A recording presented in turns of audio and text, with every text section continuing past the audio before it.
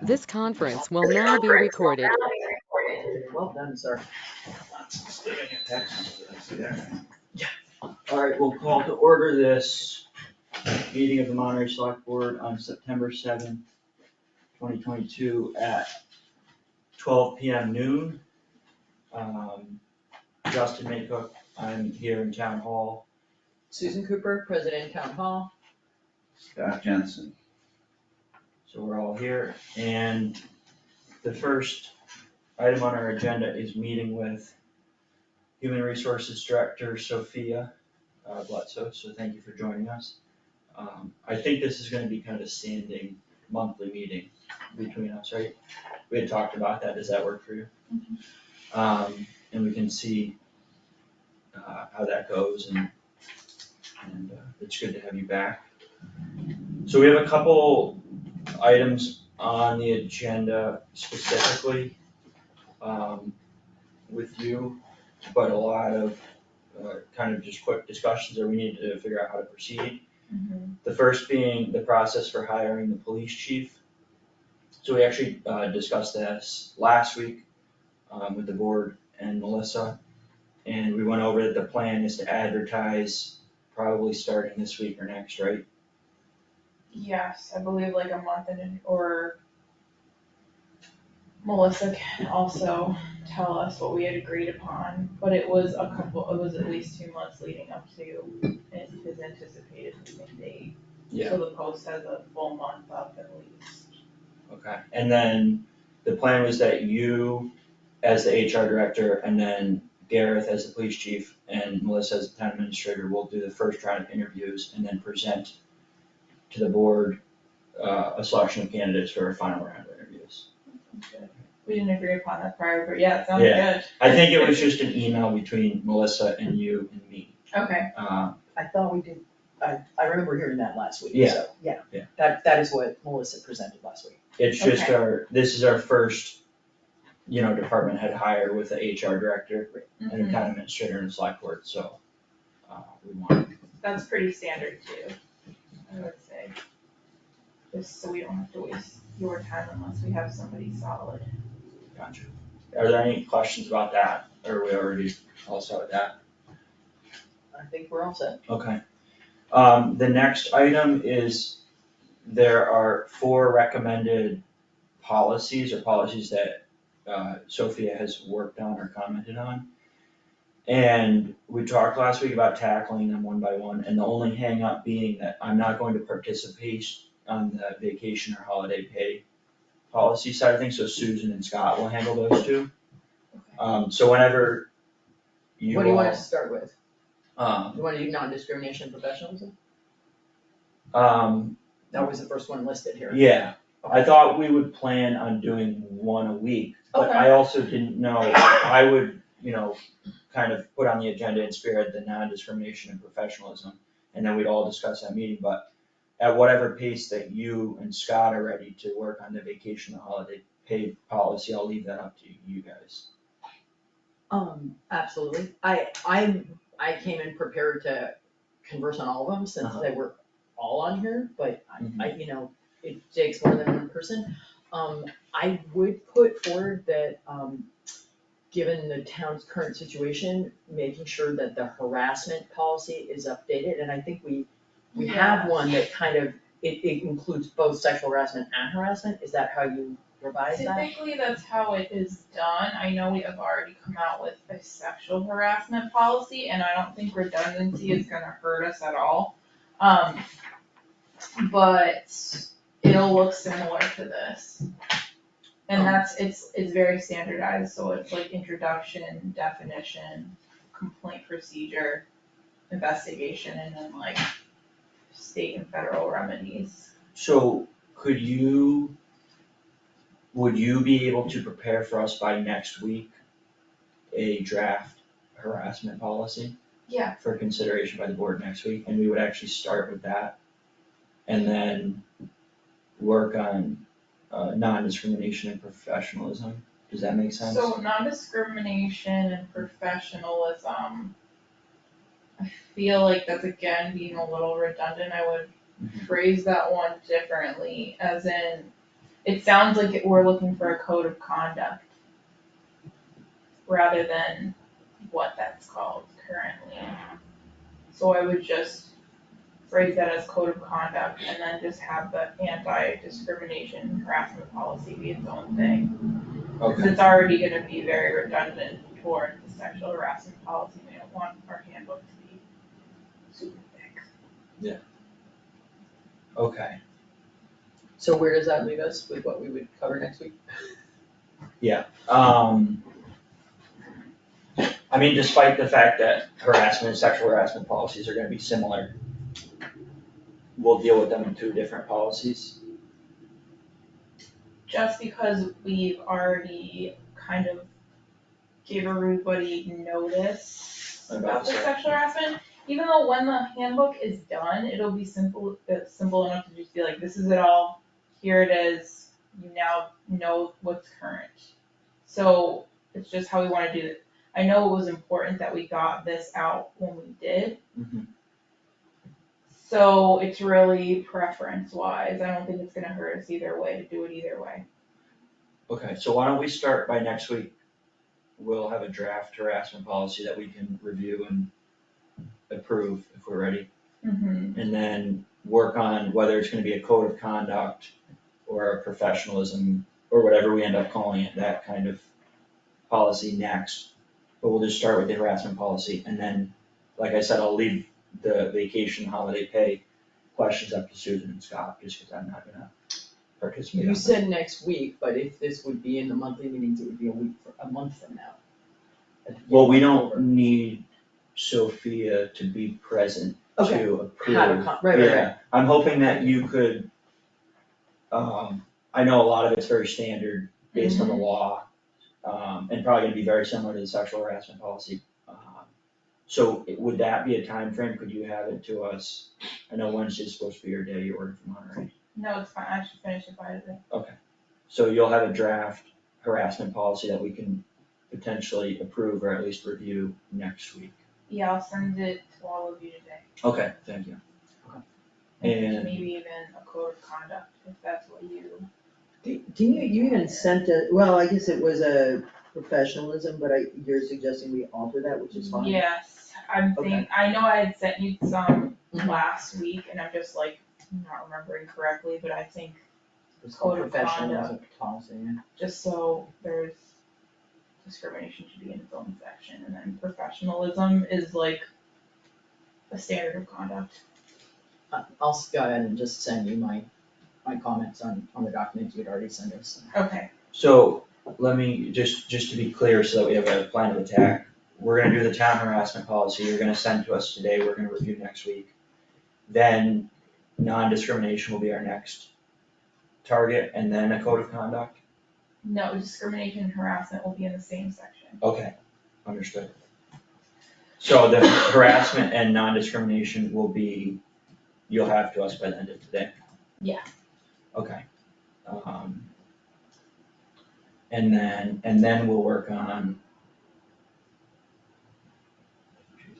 So we can work on vacation today, even if you don't want to, Finalize. Yeah, why don't you, Yeah. well, cause you need some questions answered by Susan and Scott right, on the vacation holiday pay. I don't see anything you have to leave with her. I mean, you're welcome. No, to I leave mean, it, I'm not required to. I Right, don't yeah. want to, Both his parents are part-time employees of the town, which is why he's refusing. So, do you wanna you will work on those two right now, Susan? Yeah, that's fine with me. I just wanna after that. Have you had a chance to look at that? That being, I have got nothing Wow, okay, from anybody. because the vacation policy was an attachment to last week's meeting. Okay, then we will have to put it on. okay, sorry, Scott, I mean, I No, sent it a while let's ago. discuss it, So. because I don't have it, can I get a copy of what you have? Absolutely, let me, I'm not using copy reader, me neither, I don't know the code. So, Do you know the code? I don't, but I can print stuff off of my computer. yeah, do you wanna just print this for him, so he has a copy of it? Give me 1 sec. Is Lucy coming at 12:30? Yes. Yes.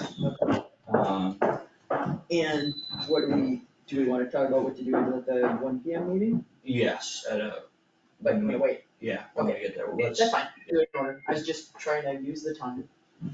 Is there So- a paper copy of the agenda? There is not, Is that standard for you guys?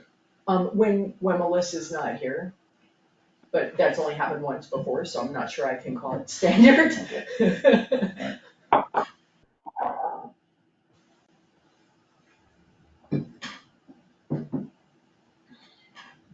I print it for you if I know how to use the printer here, that might be something I need to put on my hit list. Yeah. I see some.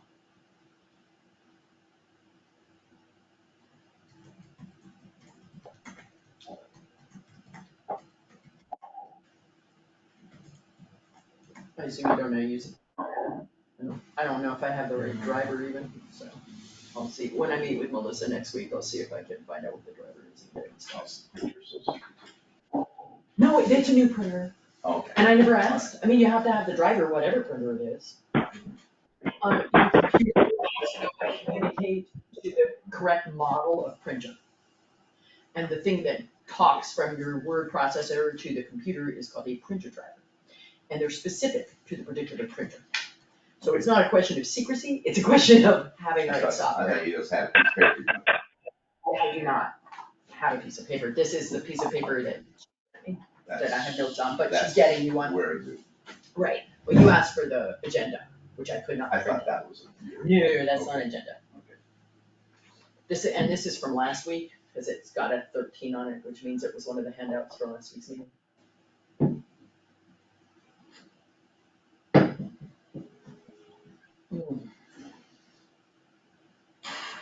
How are all the fields and everything? Is there water stand in, or did everything soak in? Depends, but it was good to get a lot of rain. I know. I was amazed, at least it was never so hard, you know, like a couple of times for a short period, but the majority of it was just steady, so most of it, like, we don't have a lot of standing water, I don't know what, which is amazing for 4 inches.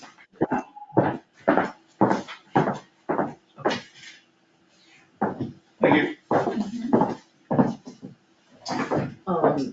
So, I'll start. So, the first item on here is vacation policy, which, I mean, it's an interesting question, whether a part-time employee is entitled to vacation, or I think the way that the library's been handling it is when they can't be there, they just fill those with a different, someone else takes their shift.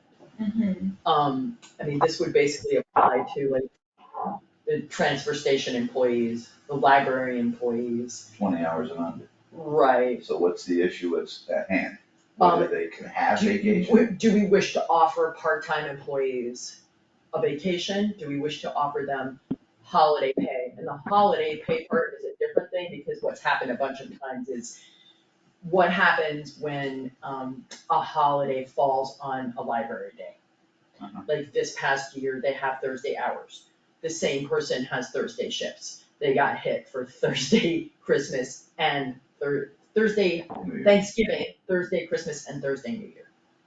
So when you say they got hit, They don't get any hours, they don't get paid, they don't Because work, the because the library's library's closed on that day, and they lose that shift completely, it just goes away.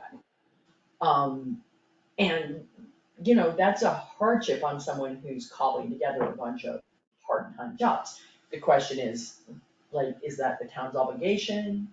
Do you want to offer that as compensation? Like, what do you think is the right thing to do, both for the town and for the employees? I kind of feel like the holiday pay one is easier to access conceptually. Typically when a holiday falls, like when we've had Christmas on a Saturday, the transfer station would have hours that day, and what typically happens is we open a different day. Right. But we don't do that with the library. Wow. Good question. We just don't, because the library has standard hours, I think, has been, and I don't know if we should. Maybe the alternative is that we should, just open a different day. That, the problem is if you've got if someone has 2 or 3 part-time jobs, they can't necessarily just work a day. well, how is the library being funded? Town. budget, Fully. Yeah. Salaries. to the best of information, I believe, I could be mistaken, but I believe that's correct.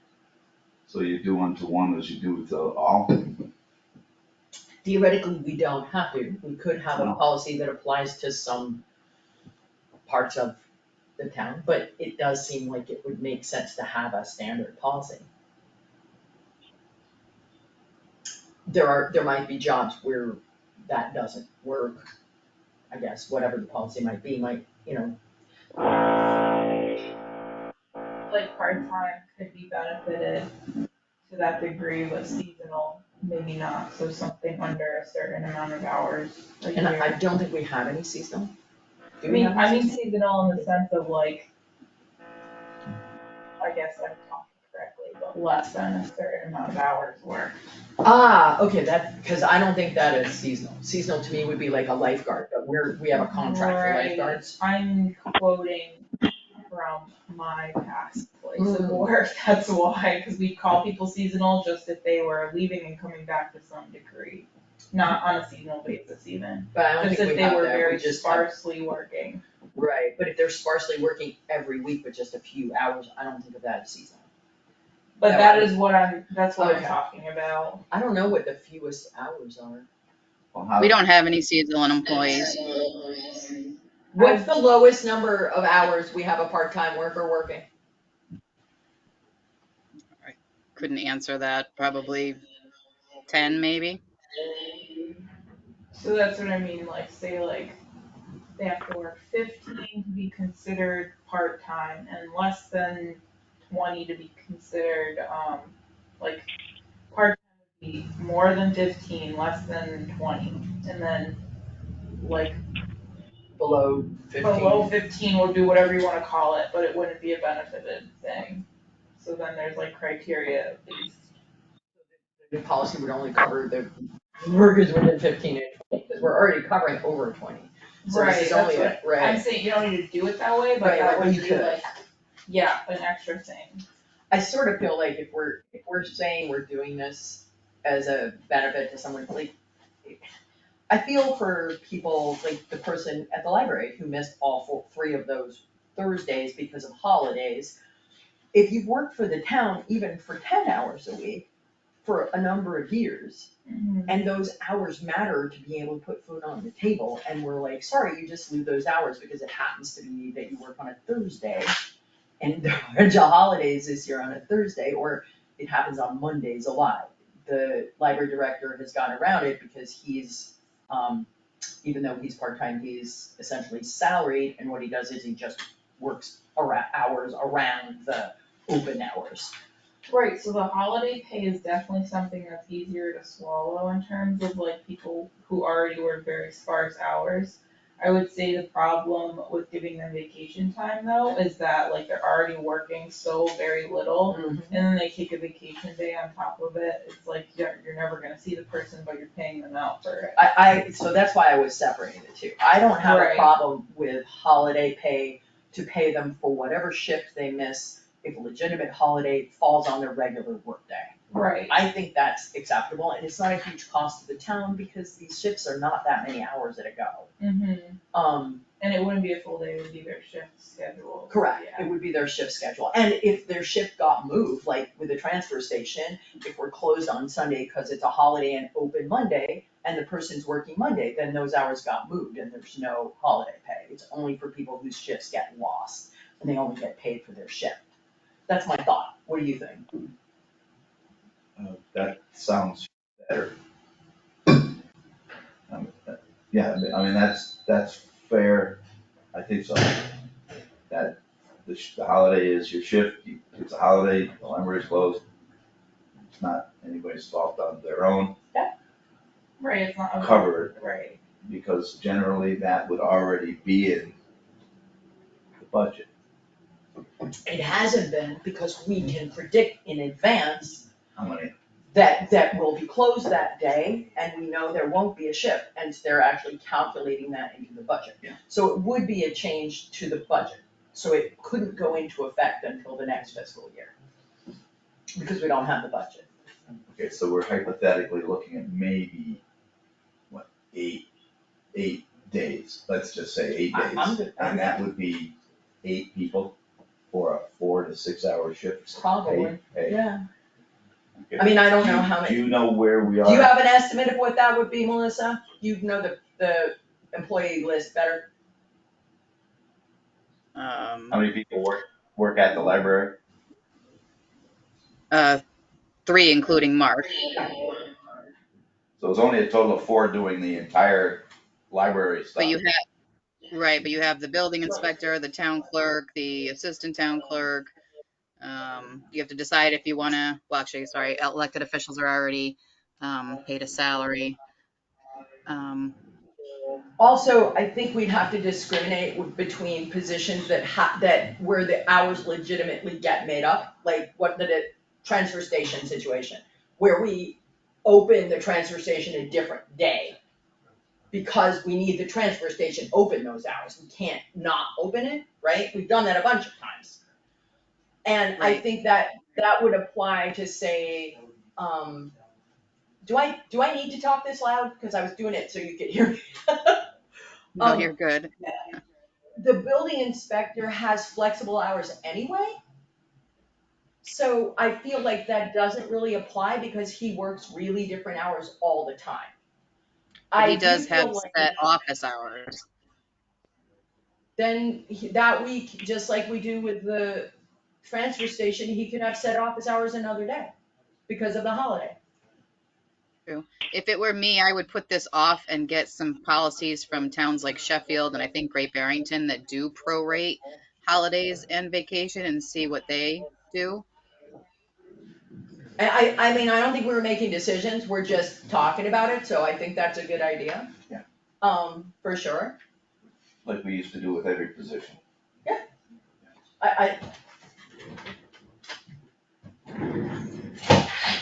Melissa, do you know what the library wages Today, oh, okay, yeah, budget is this year? Mine's from 2016, it's a little outdated.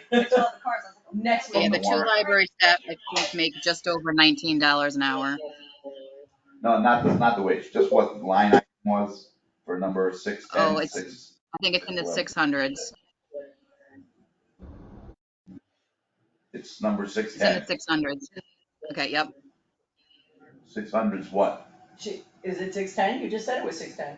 It's line item 610, Okay.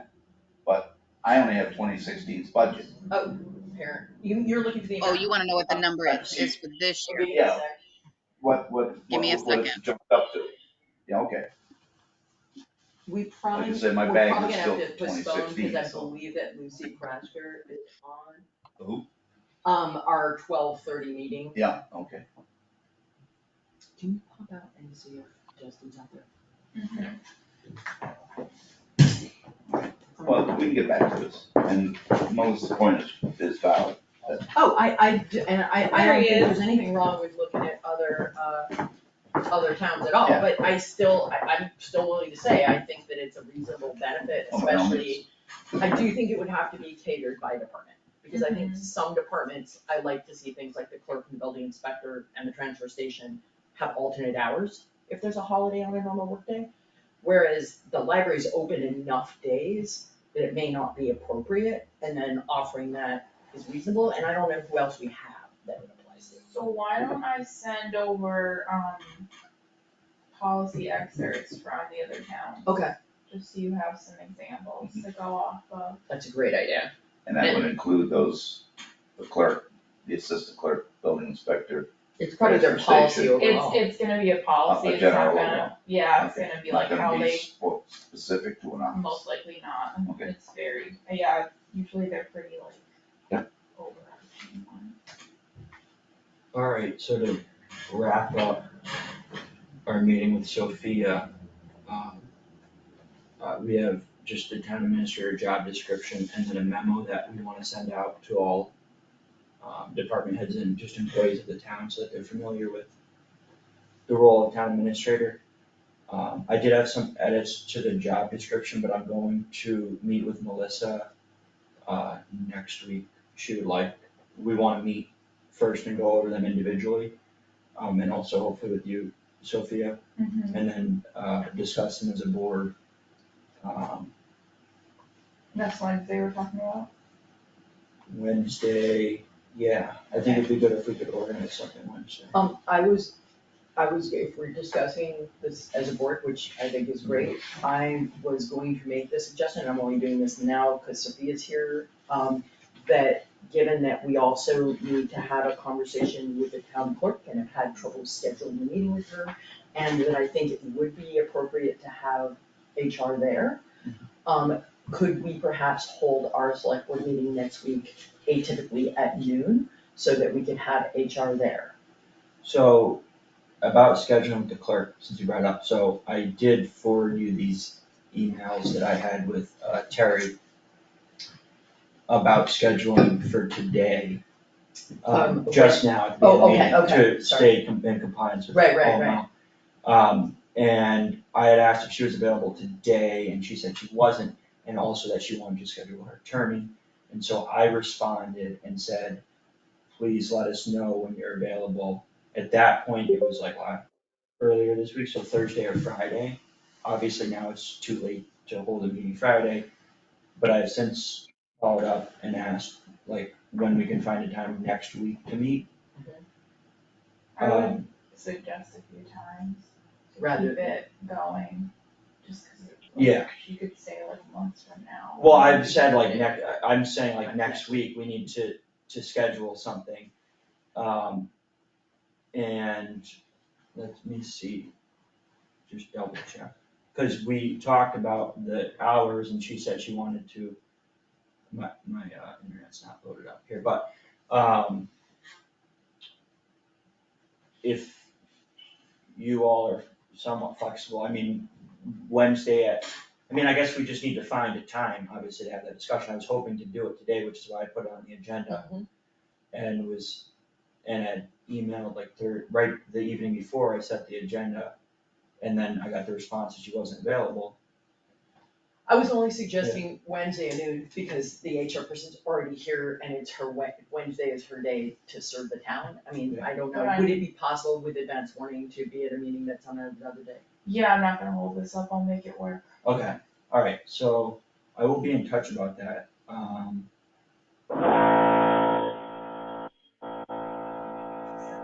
Call, Somebody, could you, oh, it's the caller. yeah, the problem. I would suggest you mute that one. The problem is they can never talk again if we mute them. They're a caller. Caller, whoever's calling on their phone, can you please, mute yourself when you're not speaking? Cause there's a lot of background noise. Alright, we're gonna have to mute that person. They don't have a phone that can.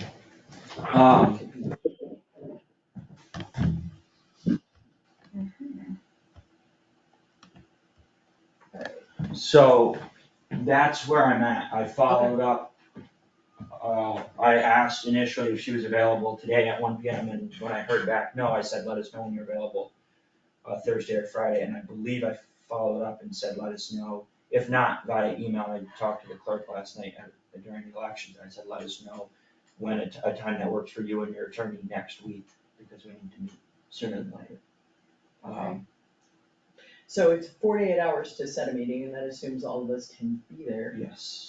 Could you maybe follow up with an email to her today saying that we need those times by, I don't know, close of business Thursday, close of business Friday? Yeah, that would. Because we need enough warning to be able to make sure everyone can be there and put proper Yeah, notice. I'll ask for, of times of availability. If we say close of business Friday, it would have to be Wednesday or later. But I'll say that and say, ask for Or sooner, available times. close business Friday or sooner.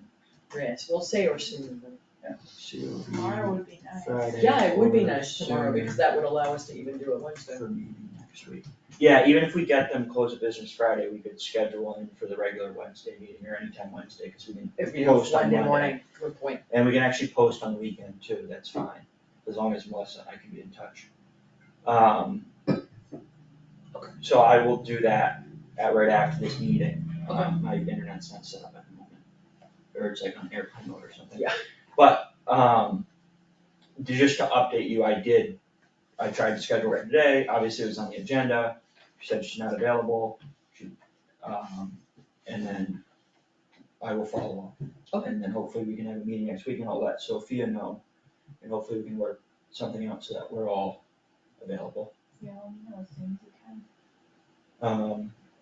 And then we will each individually, or I know I'm going to be working with Melissa on that town administrator job description and draft memo. And then if anyone else has any input, if you wanna work individually with Melissa, and then we can deal with it as a board. I've told Melissa my thoughts on her job description, and I've actually discussed them with Sophia. My main issue with the job description as it stands is that, we've already changed the, for lack of a better word, chain of command, I think we called it something different. And I think it's vitally important right now for the town, given all of our history, that HR be absolutely independent and answer only to the select board. We have to have it independent both in reality and in appearance. We can't even afford the appearance of any influence on HR. I think it's vital. Yeah, I agree with that. And I know it may not be common in other towns for TA or TM job descriptions, but I don't think we can afford any other option right now. At least not currently. Not currently, maybe sometime in the future, but not right now. I also have to apologize, I've not reached out to Mark yet, but I will do that now. I'm just, since Sophia's primary source of employment is Great Barrington, I'm gonna reach out about our proposed setup. Since it, And so it's not As it in relates to the the contract, it's in Right. the job description. Yeah. Because I did already ask them about the Right. contract, which it didn't say it anywhere. And what implications does that have if we're going a different way than the job description? If you're willing to do it and it's an amended contract with us, then it's okay, or how does that work? This is a little, like, it's not much different because while I'm maybe reporting to the town administrator, I'm not getting any direction from them that they're making independently. It is based on what the select board is telling them. And that's how the other towns function, so it's not really a huge shift for me. It's like whatever the TA's telling me, when I met with the select board members, they're telling me the same thing. It's not like there's some kind of dissonance, so. alright, thank you for joining us. We'll expect that harassment and non-discrimination policy, and we'll start working policy by policy, and we'll be in touch. And I'll let you know about a meeting with the clerk next week. Right, if you wanna use the vacation policy worksheet and just work through it and then bring I'll it send you like, my, yeah, and yeah. actually, I'll go ahead and just send you my thoughts on it. so then next time We'll still have to discuss it because Right, they're all that's my what I thoughts, mean. right? And I think the code of conduct one, I think the meat of it is what I'm thinking of, which is what I sent last Right. time. But I think the title would be better suited to be changed. Okay, But I think other than that, you'll see some things you need today. excellent, Alright, thank you. thank you, Sophia. Thank you. The next item on our agenda is meeting with Lucy Prashker and Jake Eberwein, which I see they're both here, so thank you for joining us. And we're discussing the request for $15,000 from the Town Regional School District Planning Board. Yeah, so, good afternoon. I'm actually hearing an echo. Are you hearing that? We do not, if you are unable to speak over it, we can mute you at times when you're speaking. But there's no echo for us. Okay, well, that's good. So again, thanks for giving us some time and giving our request some consideration. Mr. Jensen, nice to meet you. Haven't had the opportunity before. So as we spelled out in our letter, the full planning board met in late August 23rd, and voted to make a request of the 8 towns and 2 school districts to provide $15,000 each to fund the next 12 months of our operations. The estimated budget is attached to the letter, and it assumes that we're going to be getting a Bar Foundation grant of $50,000 to fund the lion's share of the educational visioning work, and it applies funds we were able to preserve from last time we came to the towns with a funding request. You may remember we asked back in, I think it was February of 2021, that each of the 8 towns raise and appropriate $8,000 for a total of $64,000. And we were able to preserve $51,630 of that by using state funds to support our operations. And so after applying the Bar Foundation and the remaining funds from the towns, our estimate is that we're going to need $150,000 to take us through June of 2023. You might ask why we didn't come to you and make this request before your last annual town meeting, and the answer is pretty simple. First, we didn't take our vote to proceed with the preferred option until late April 26th of 2021. So we couldn't have known that we were going to actually continue an operation, much less need these funds, by the time we would have had to come to you with a request for placement on your warrant last spring. In addition, we expected that, and I think I said this last time we were before you, we expected to get state funding through the same grant source that we've had for the last 3 years. And quite unexpectedly and disappointingly, the state did not put a line item in for regionalization in its regular budget this year. So that grant money is not available this year. We're still working on trying to tap into state funds, but as of right now, that is far from certain that those funds are going to be available. Jake, I'm going to let you pick up because the echo is actually quite bad for me, and maybe you're not going to be having it. To be honest with you, I'm having the same echo issue. All right, we can mute you so that, Or maybe mute us. Mute us. so Yeah, that, well, mute us, not you. We don't have That way, problems. you hopefully won't hear it. Okay, that's great. Yeah, it goes away when you do that. Thank you so much. That's much better. I missed probably 3/4 of what you said, Lucy. It was a lot of background. Oh, no. Okay. Right. Well, I pretty much went through the letter.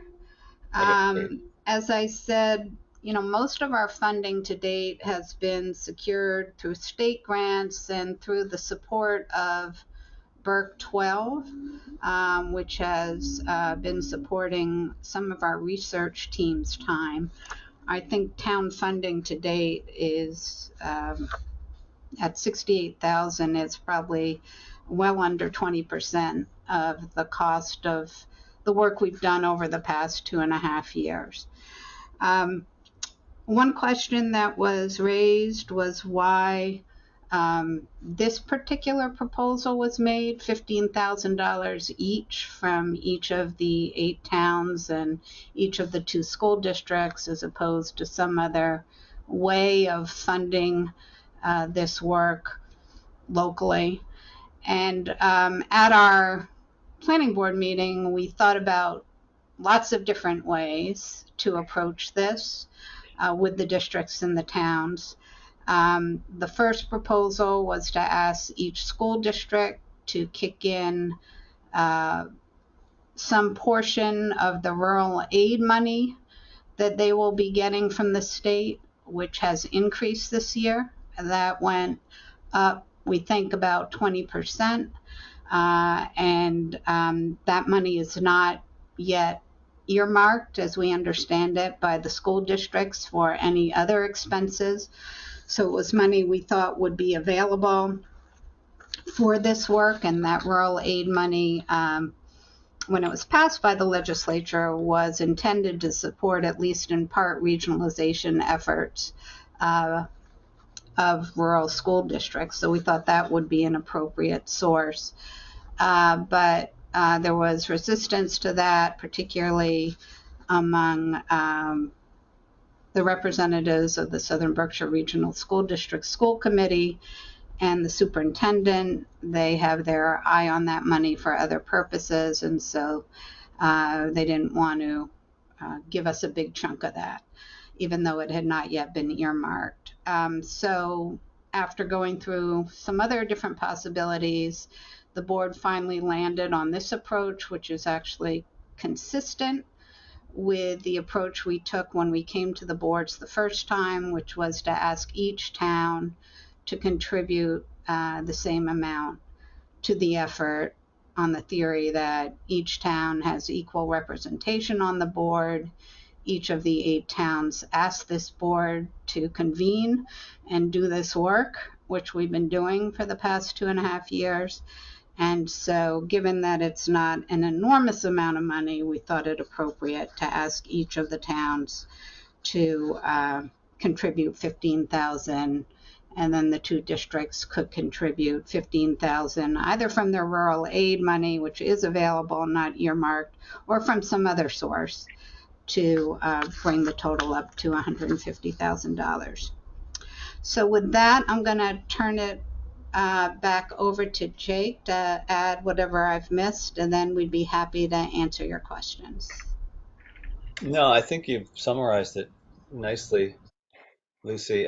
Just a couple of things I just want to really emphasize is that we continue to work really hard through one of our 5 core functions right now is advocacy, and advocating through the state, through our legislators, and through the state agencies like the Department of Education and Elementary and Secondary Education and the Department of Revenue to really understand that in order for regionalization work anywhere in the state, whether in Southern Berkshire or the Cape, they need to think about ways in which they're supporting both the research efforts and the transition efforts if and when they occur.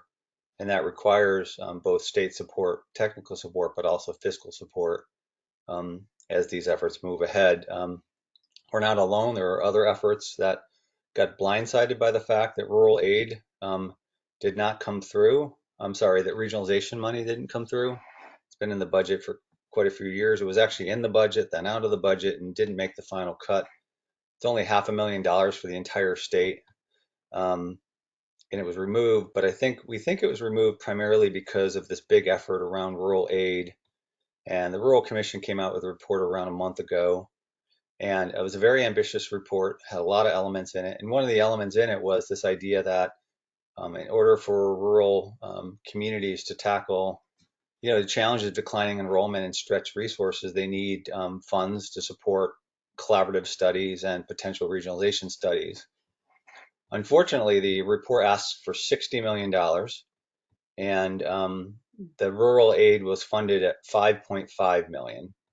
Now, it went up from $4 million to $5.5, but my conversations with Senator Hines, who was one of the co-chairs of the Rural Commission, basically is that money is going to track through the formulas to the districts. And so the money that might have been available for grant making around regionalization collaborative efforts is really not there. We are continuing to pursue this pretty aggressively. We're actually meeting with Senator Hines on Friday. And there is, as you all know, a surplus supplemental budget in the state. He did admit there were a lot of things that came at the state really fast this year with the amount of money that flowed from the federal government. And so sort of getting their head around everything was challenging, but he's pledged really to re-engage the idea of funding our effort. So I just really want to illustrate the point and point out that we are really working hard to pull in state from outside our 8 towns and 2 districts, if at all possible. And I think we've done to date a pretty good job of doing that. Do you have any questions, Jesse? Yeah, so I have a couple questions, if that works, and then we'll see.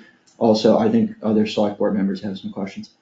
The rural aid money that you're speaking about that the districts received, you said that it went up slightly in the state budget. Did it Correct. increase at all for Berkshire Hills and Southern Berkshire, or did it remain the same this year? I don't believe they've gotten their formal allocations. We got a off the record allocation from the from our contact in Department of Education. It appears it's going to go up slightly, maybe 15%. And keep in mind that Southern Berkshire Regional didn't always get rural aid, if you can believe that. It's hard for me. I scratch my head when I hear that. They received rural aid last year, I think for the first time. Berkshire Hills has pretty consistently received rural aid. One of the, I'm sorry, I always answer questions more than people want, but one of the odd things that happened in the Rural Commission report was in the back, they had an appendix in which they identified the level of rural aid that should be flowing into communities by tier. And it was, everyone got really excited because it was a huge amount of money. But it was the aspirational ask of the commission, not what was actually funded. So the communities that got money last year are basically getting the same amount of money, probably plus around 15%. My second question is, in the proposed budget for July 22 to June 23, Mm-hmm. there is an amount of $21,400 for pre-K to 4 and 5 to 8 lead teachers and supplies.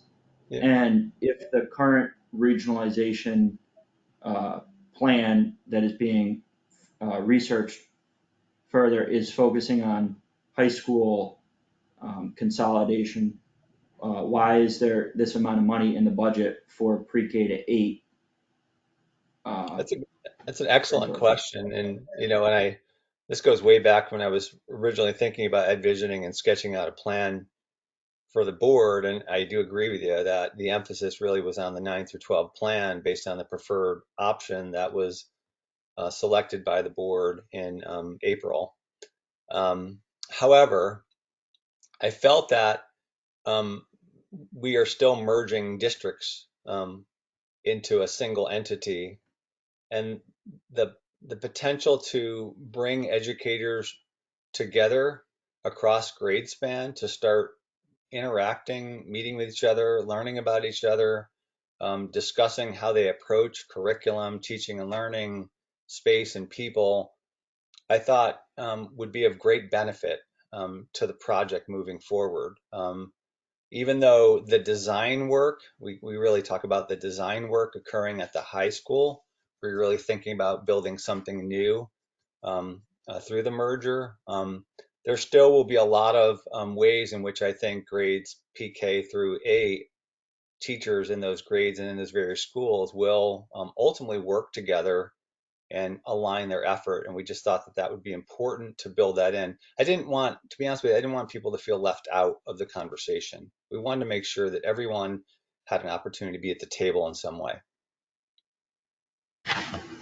As a follow-up question, I can understand why all of those parts of the puzzle might fit in if the regionalization ultimately happens, but Mhm. I wonder how necessary it is to just continue the research and draft a school district agreement to start doing that kind of outreach and work. Do you know what I'm saying? It seems like maybe that might come after the annual town meeting and a potential school district agreement after we know whether or not the mergers has gone through, Sure. rather than in this year while further research is being done and a potential school district agreement is being drafted. Yeah. Yeah, I guess for me, since the very beginning, I asked myself what drives people to do this really hard project, right? This is going to be a really hard project for everybody. And for me, it's the vision. It's the vision of what's possible. And so the idea of bringing educators together, even to begin to sketch that out in a broad way, it will be not even close to finished. But we will at least begin to sort of get people thinking aspirationally about what's possible. To me, that was the exciting part of this project that I think would ultimately be part of both the board's deliberation and I think the community's deliberation in an ultimate vote, whether they think there's a strong enough and compelling enough reason to do this. So that would be my argument. And we actually have an education subcommittee meeting tonight. We'll be discussing these 4 areas, and based on some feedback I received, I believe that may be raised in terms of should we be concentrating our resources on the 9 through 12 band. Thank you. All right, do we have questions? Have you had any feedback from any of the other towns or the 2 school districts about these monies so far? Yeah, we had strong support from the Berkshire Hills School District, and expect that they will move forward with the request favorably. I've had informal support from the select board in Alford. The only formal other select board meeting that we've had, other than with you this afternoon, we had yesterday in the town of Egremont. And George McGurn, who's on our planning board, unfortunately had to leave the meeting before we got to our item. So they tabled the discussion until their next meeting. I mean, we did present and they asked questions, but no vote was taken. So we're at the beginning of the process, but we're certainly optimistic. I should say that the vote at the planning board level was all in favor except one, a representative from New Marlborough, Jane Burke, voted against. But all the other members, including the 3 members from your town, voted in favor of making this request. And a number of the planning board members are either chairs of their select boards or on their select boards. So their support at the planning board signaled, to me at least, that they would be supporting the request at their select board meetings. Oh, I also heard from, I guess I heard last night, that the select board in the town of Sheffield voted in favor of supporting this request. So when you say that the select board voted in favor of supporting this request, do they have funds available that they're going to give to the school district planning board, or are they calling a special town meeting? What does that mean, they voted in favor of supporting it? I don't know. We weren't invited to that meeting. I didn't know about it. It happened last night. And I don't know if they have other funds available that they can allocate to this without a town meeting, or whether they feel they need to have a special town meeting. I don't know the answer to that. I'm sorry. Okay, thanks. They may be able to do it out of reserve fund. Any other questions, Susan or Scott? To be continued, I think. When is the request for funds from the 8 town due? When would you like to see the monies transferred to the account?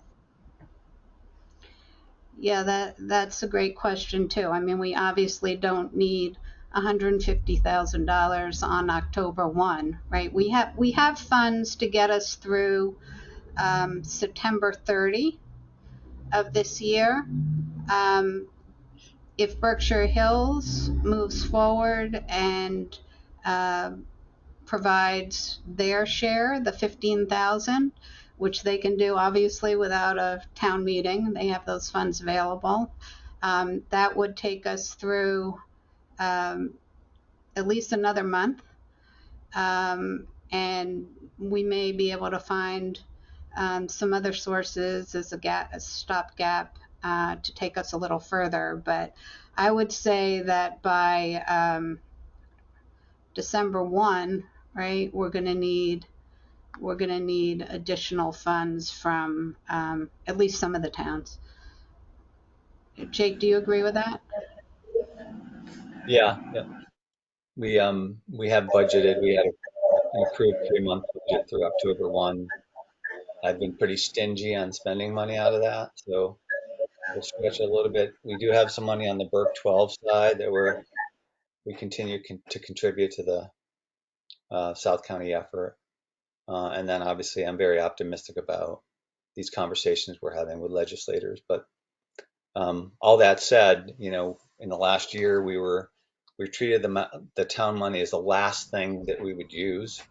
We use all our grant funding first, and I would take the same approach if we were able to secure additional funds. Scott has another question for you. Can you give us just a brief overview as to where are these funds going, who's getting them, and where are they going? I mean, you want another 115,000. Yeah. You need it kind of by December 1st. I'm just curious, where's the money go if you're just kind of meeting and talking amongst yourselves and other people? Cash being spent.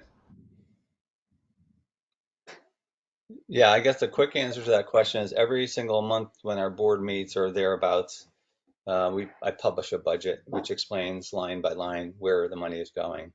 So it's going into a variety of functions, including my salary, what I get paid to manage the project. We have a administrator. Sorry about that. Charlie, hey,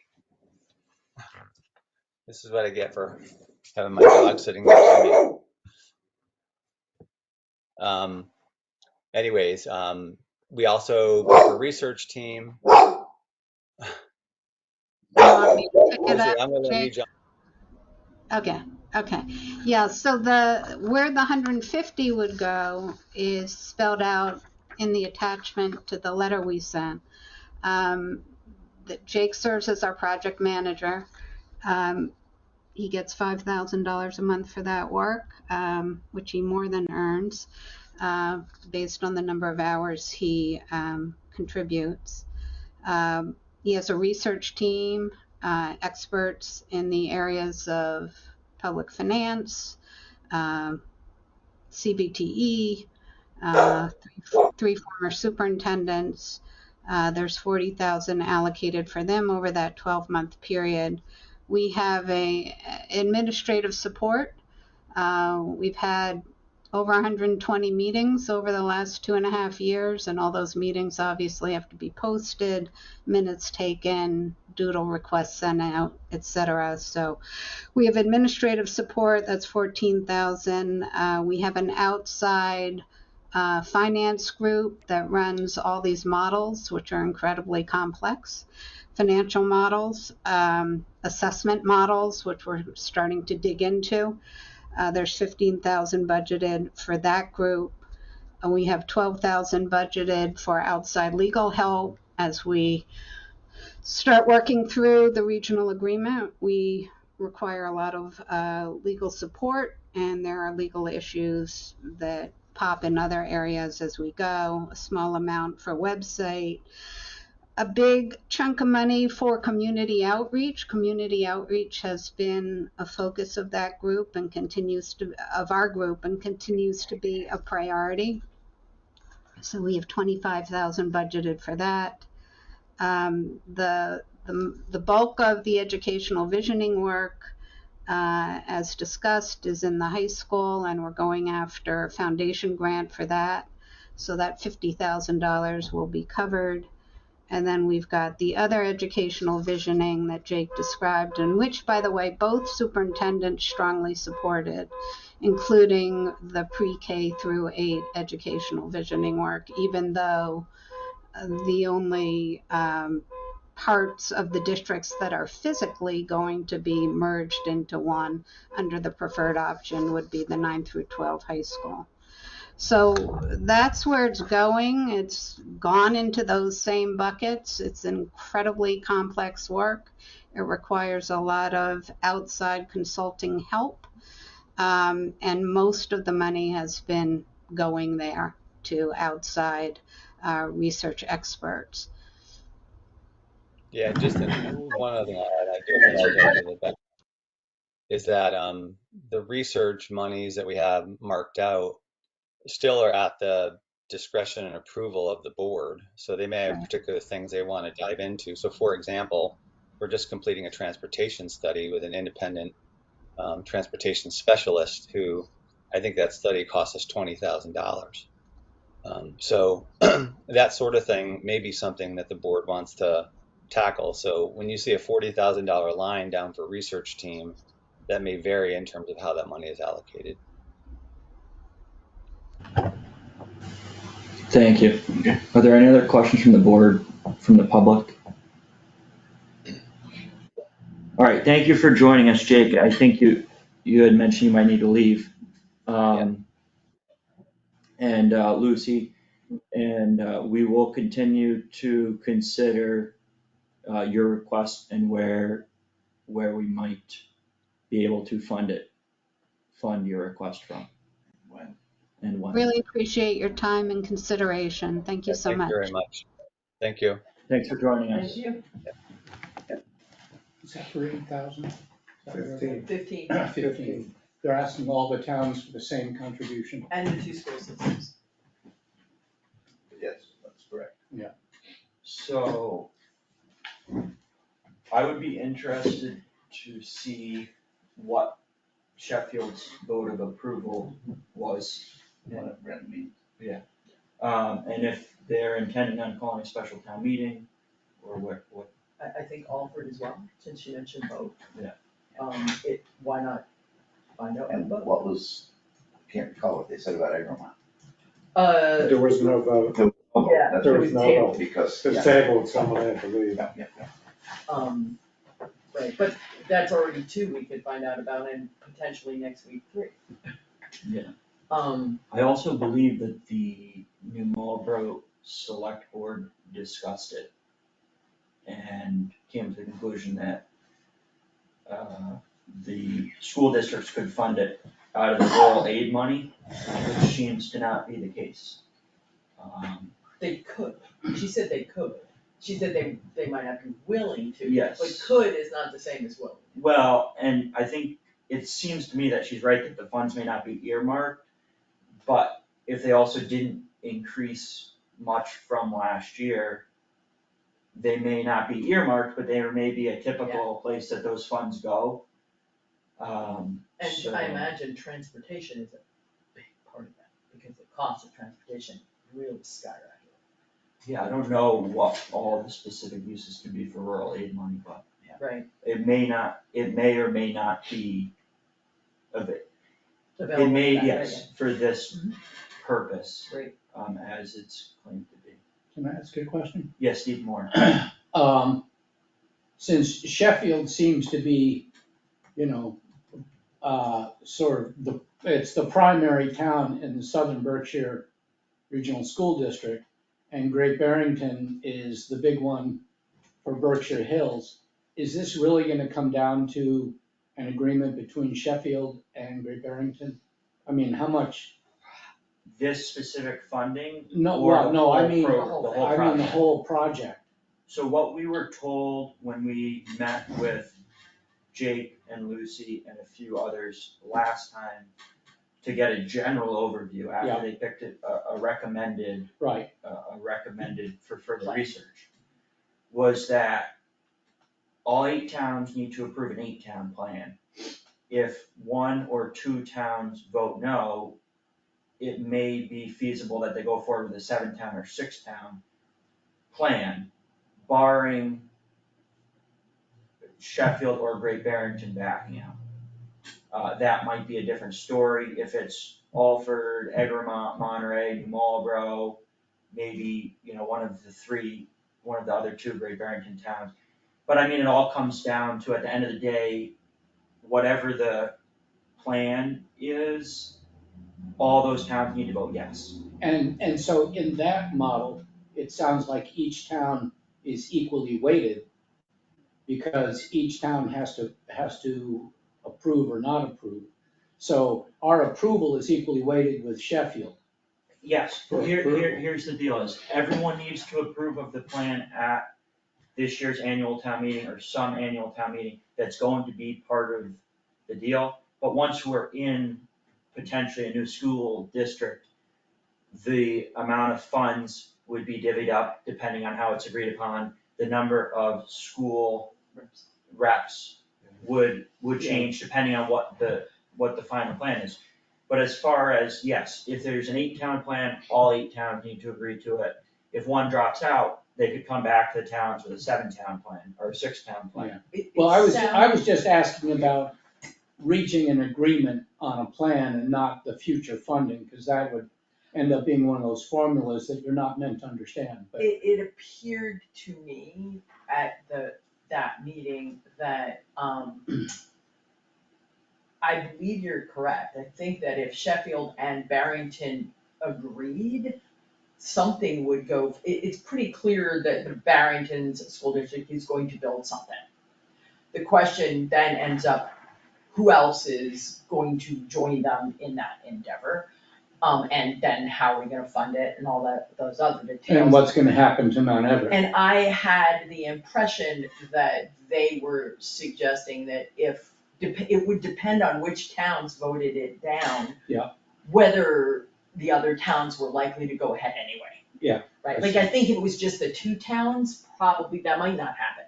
But if 6 towns opted in, it would depend on who the other 2 towns were. They might be left out in the cold and the other 6 might be, well, sorry, not sorry, we're doing this.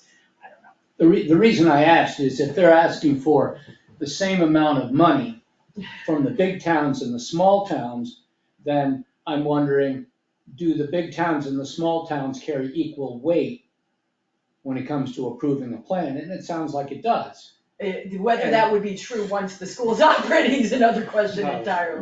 Right, but so it seems to me an equitable arrangement to ask each town for an equal amount of money. That was my entire point. Gotcha, thank you. Alright, so we will continue to see what other towns do. And Who wants to Think about reach it. out? Do you want me to reach out to Sheffield or do you reach out to Alfred or? And you think Marlboro brought it up and didn't vote? I think New Marlboro brought it up and thought that the rural aid was going to cover it from the districts. But that wouldn't include deal New with that Marlboro's amount. Because remember, they're asking for each town, plus they're asking for the 2 school districts. Yes, I think New Marlboro, I don't want to actually speak Okay. about it because I'm not 100% certain, but there's a question, sorry about that. One of the questions is rural aid money available to the districts that could be used on this? And it seems like some people are saying, yes, there is rural aid money available, and it's as simple as the districts allocating it to this $150,000. And some people are saying, no, it's not really available, it hasn't gone up significantly, and we have plans for that money. Who can answer that question? The school district. Yeah, I mean, we'd have to talk to different school, First, the legality of it. yeah. Be something Smitty or. I think it's pretty clear, it's pretty clear to me that districts could allocate the rural aid money legally. If they Towards haven't this already purpose? somehow earmarked it Yeah. for other things.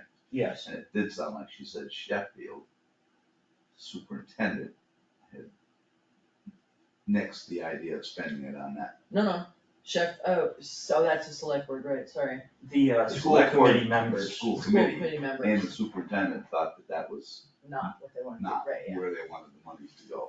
So we could So do, perhaps they're gonna spend that money on Monterey School. we could investigate, and see what is the deal with that money. If we decided we wanted to move forward, I'm just feeling out here, what would be thoughts as to where we should get the money? Reserve fund, special town meeting, other, please specify. I think a special town meeting's probably the only option. With the amount of money, it would be a huge hit to the reserve fund, and it's also not really something, I think it's more appropriate for a special town meeting. For appropriation, phrase inappropriate. Or, out of free cash, if we have that certified or something. And you had one lined up, so it wouldn't be for that purpose only. Correct. And I'm inclined to agree, just because I think getting the general population's opinion, the voters' opinion as to whether we should be allocating money for this is a reasonable thing. Absolutely. It might also raise the question of what are you talking about? It's a good way Because, I to mean, get everybody's attention to Where focus on this. where are we seeing much of this conversation? I see a little bit of it in Berkshire Edge, but, it just seems to be going on without much. They're all Public open input. public meetings, you just have to get onto their website. Thank you, Susan. Alright, so we'll move forward. Susan is going to check in with Sheffield, Sure. and I'll look into Alford, Egremont, and Marlboro. I'm sure I can get Renee on the phone. And we'll just continue to look into the rural aid money, whether or not that's available, and whether we feel this is something that we should put on a special town meeting warrant. Can we pressure Sheffield's school district and superintendent to think twice about allocating that money towards this process? We can, yeah, if we do some more research and find out that there is the money available, it's not earmarked, right, we could write a letter to them. I'm How just do we thinking find that, out if they're marked? I mean, how much are they asking for the district? The same amount from 15, each yeah. town. So it isn't a huge amount. It's not. And what do they do with their, I can't remember what the term is called, their surplus at the end of each year? Just like we have surplus in our budget. Does it carry it over? I'm just. Well, thinking each it's year, not. they had to certify the surplus and then put that against the budget for the coming year. So is there a surplus gonna be this year that we could maybe have them use that? Here's what, 15 grand isn't a heck of a lot of money, Mhm. but, when you start asking small towns to come up with an additional 50 that don't even have 30 kids, Right. you're gonna get some pushback. I mean, that's one of the reasons why I left the select board 7 years ago, was because of the school committee's inconsistencies and just not being able to realize this is what's coming down the road. So 7 years later, we're still kicking this can, and they're still asking for more money to put this into fruition, where at some point, somebody's gonna pull the plug, and all that money's gonna go for nothing. So, you gotta say to yourself, at what point do you cut your losses, or at what point do you just throw everything at it and say, let's really make this happen? It's a tough thing, and I think this is probably the biggest problem that these small towns have with their budget. And that, I mean, you think of how much money we put to the school district. it's gonna be a lot of money, and there may be problems with how they're suggesting to fund it, but they have to be worked through, because one way or the other. Because that's the end of it, is the end run is the budgeting. I mean, you would almost think, all right, let's hypothetically put together the new budget for this building and this school. What's the operating expense gonna be?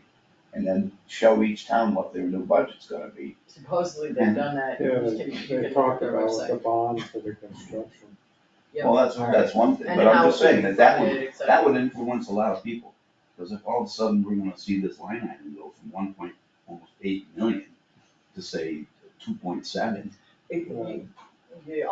You should get a copy of the preliminary report of what they think those numbers would be. We can question whether we think their numbers are accurate. Yeah. They have done that work. they have done that work, I will caution, as you look into it. They said that they estimated a new school at $100 million, if I'm not mistaken.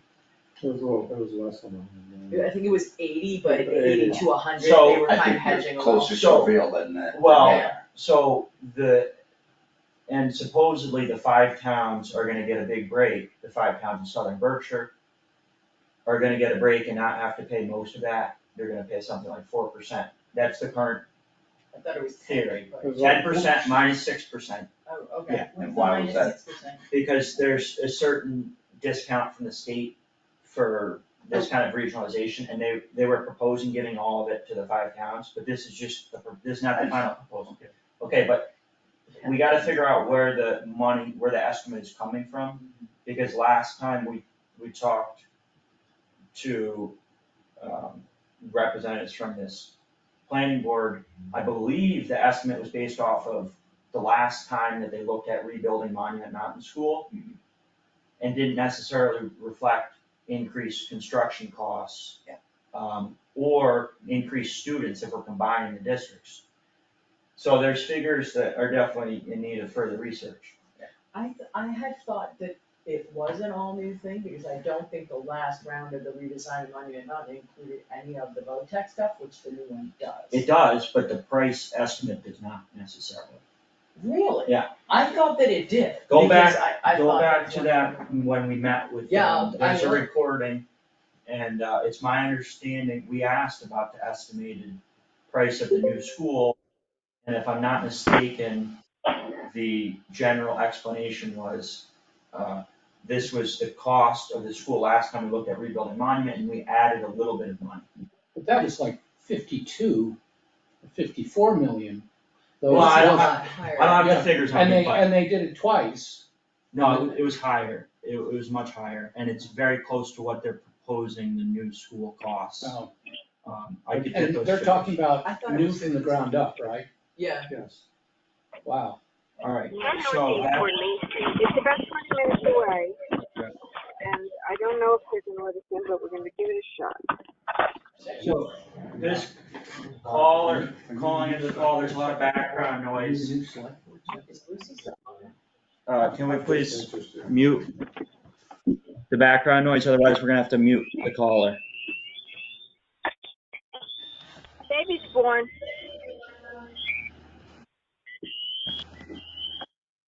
Alright. Alright, so what I'm gonna do, Susan's gonna ask Sheffield where they're at. I'm gonna ask Alfred, Egremont, and New Marlboro. I'm also going to reach out to the school committee members from Southern Berkshire and ask where the rural aid money is, how much rural aid money is there this year? It sounds like maybe it's still up in the air. What is it, what's the plan? Might some of it be available for this purpose? And then we'll go from there. And who are you asking us point blankly to? I can ask the chair, Jane Burke, Of of the Southern school Berkshire. committee, of the Southern Berkshire School And we Committee. also gonna ask, And we can ask our Berkshire School. representatives. we're gonna ask Southern, Berkshire, Berkshire the same Hills. question. Without taking a vote, are you, as a board, leaning towards approving that money?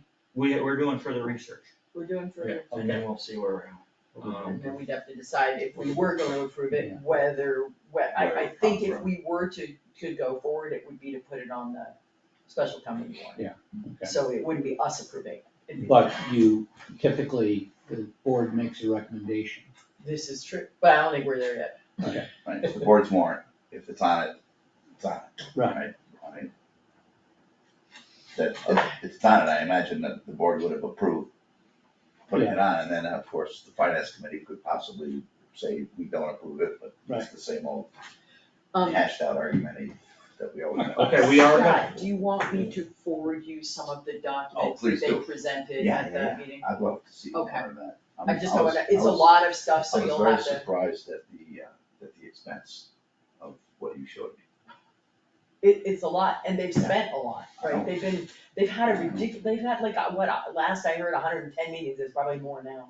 Or she Over the just said last- 120. Yeah, I believe it, cause that was back when we met with her, and they've had meetings since then. alright, so let's move forward. The next item directly on the agenda, which we somewhat dealt with when Sophia was here, but just to clarify, I'm going to ask the town clerk today for available times that she has for meeting next week, and to have those to us by close of business Friday or sooner, so that we can post the meeting for next week to discuss those items with the town clerk. Okay.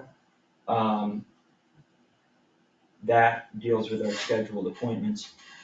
I do see that Steve Moore is here from the Monterey News, and so we'll jump to his item, which is about the select board corner. So Steve actually reached out to the board back in July, asking if we would restart the select board corner in the Monterey News, which has not been happening for quite some time. Now, Steve, do you wanna Make a make a pitch? case? Yes. So, the tagline for the paper that I use is encouraging community conversation. And there just hasn't been much news in the paper about town governance for quite a while. So I had two parts. When we lost town reporter in 2017, I can't tell you how many dozens of people we've asked. Nobody's interested. It's just not gonna happen. So, in the past, and you'll remember this, there was somebody who came to the select board meetings, made notes, wrote them up. And I did that for a little while, but it's really not appropriate in my role to be doing that, so I stopped doing that. So I turned to two directions. One was to start the select board corner, asking where the select board had an opportunity as a full board to inform the town of whatever you chose to inform the town about. And then the other way was just an independent column, which I called In My View, where you could each speak as individuals, and there's always a caveat at the end of that this is the opinion of an individual member and does not represent the opinion of the full select board.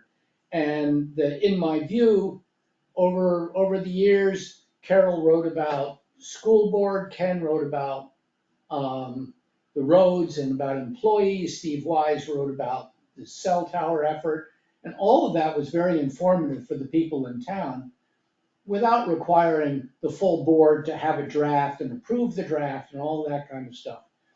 But I see a lot of value in the select board having maybe one topic or two topics a month,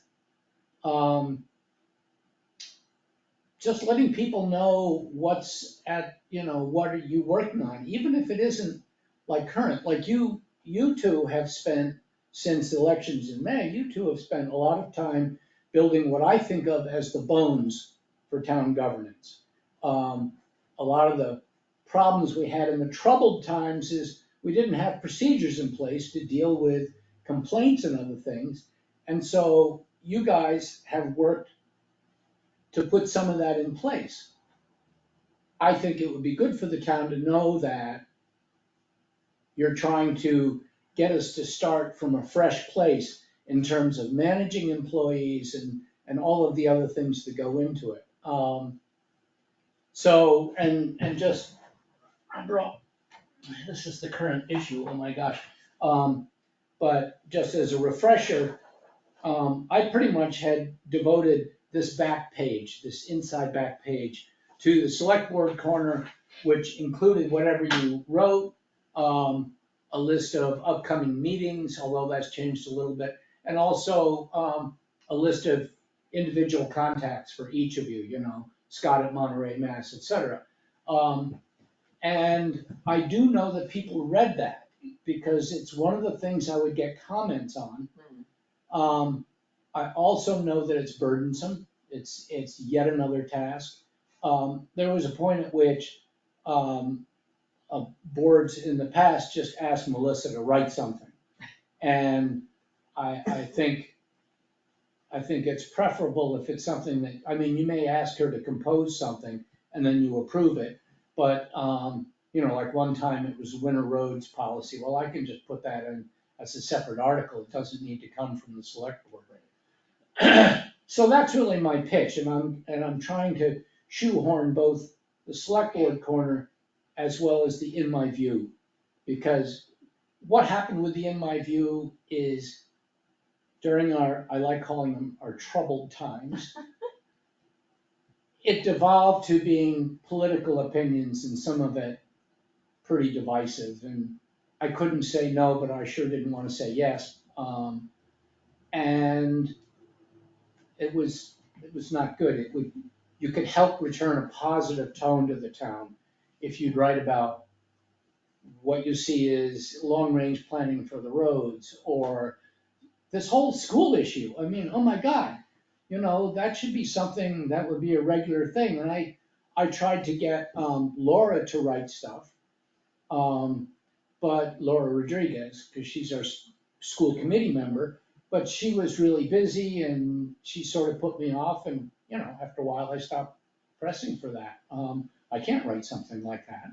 So, like you say, Scott, this is a huge issue coming down the pike, and it could have major impact on the town, on our budgets, all this kind of stuff. And I think most people are largely unaware. So use the paper to communicate with the town. And I'll just say that between the different iterations, it's about 1,000 iterations a month.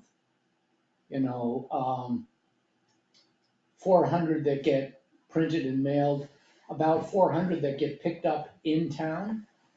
And I'm at about 360 people who get it online. So it's a real resource for the town, and I think it would be really, really good if you follow up on it. End of pitch.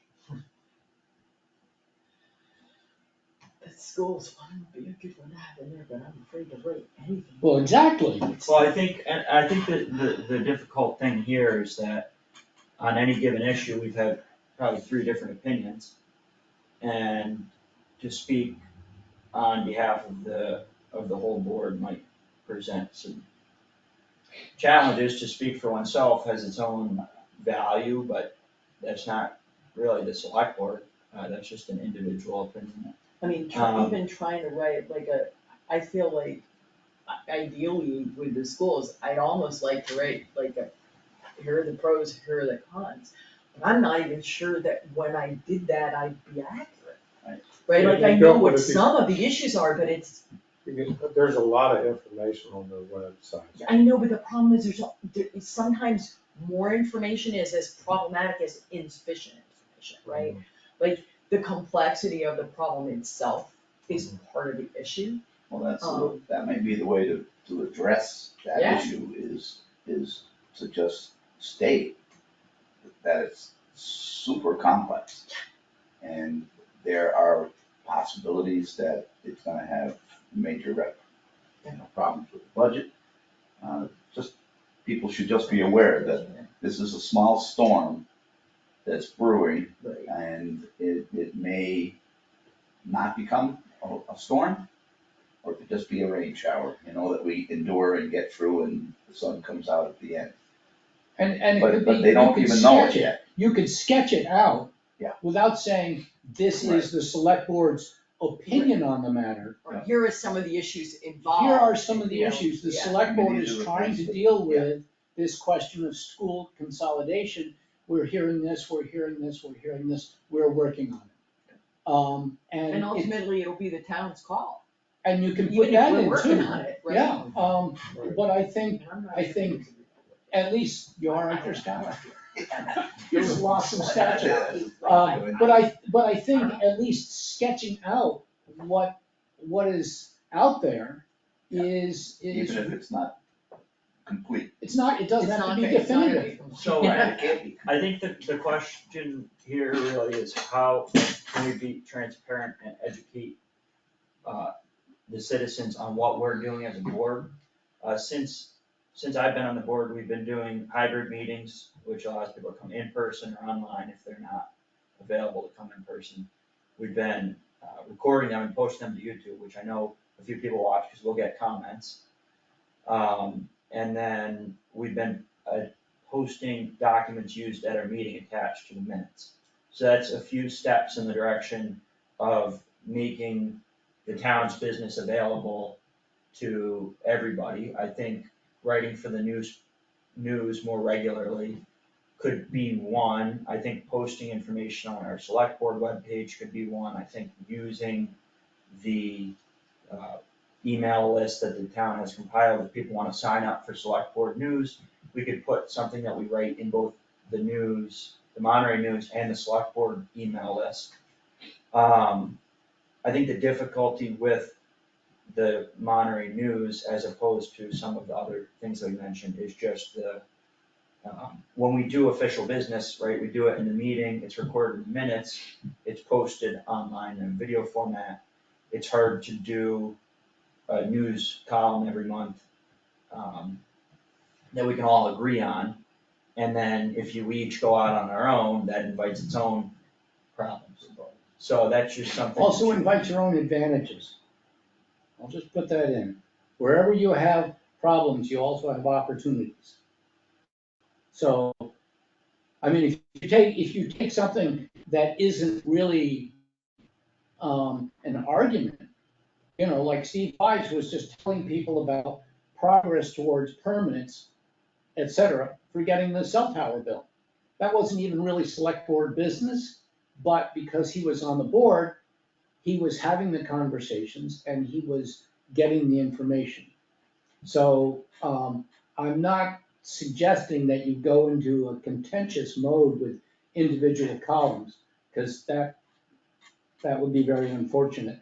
But just different opinions. I mean, Carol Edelman wrote a couple that were just flat out cheerleading for the employees. Huzzah! Let's be appreciative of our employees.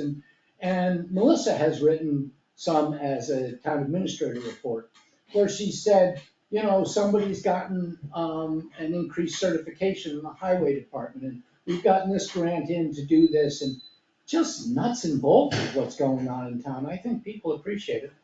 And then in terms of the ways that you're talking about transparency, Justin, which have been a huge improvement, there's something about, he'll attest to this, there's something about a print thing that's just sitting on your coffee table that's very accessible.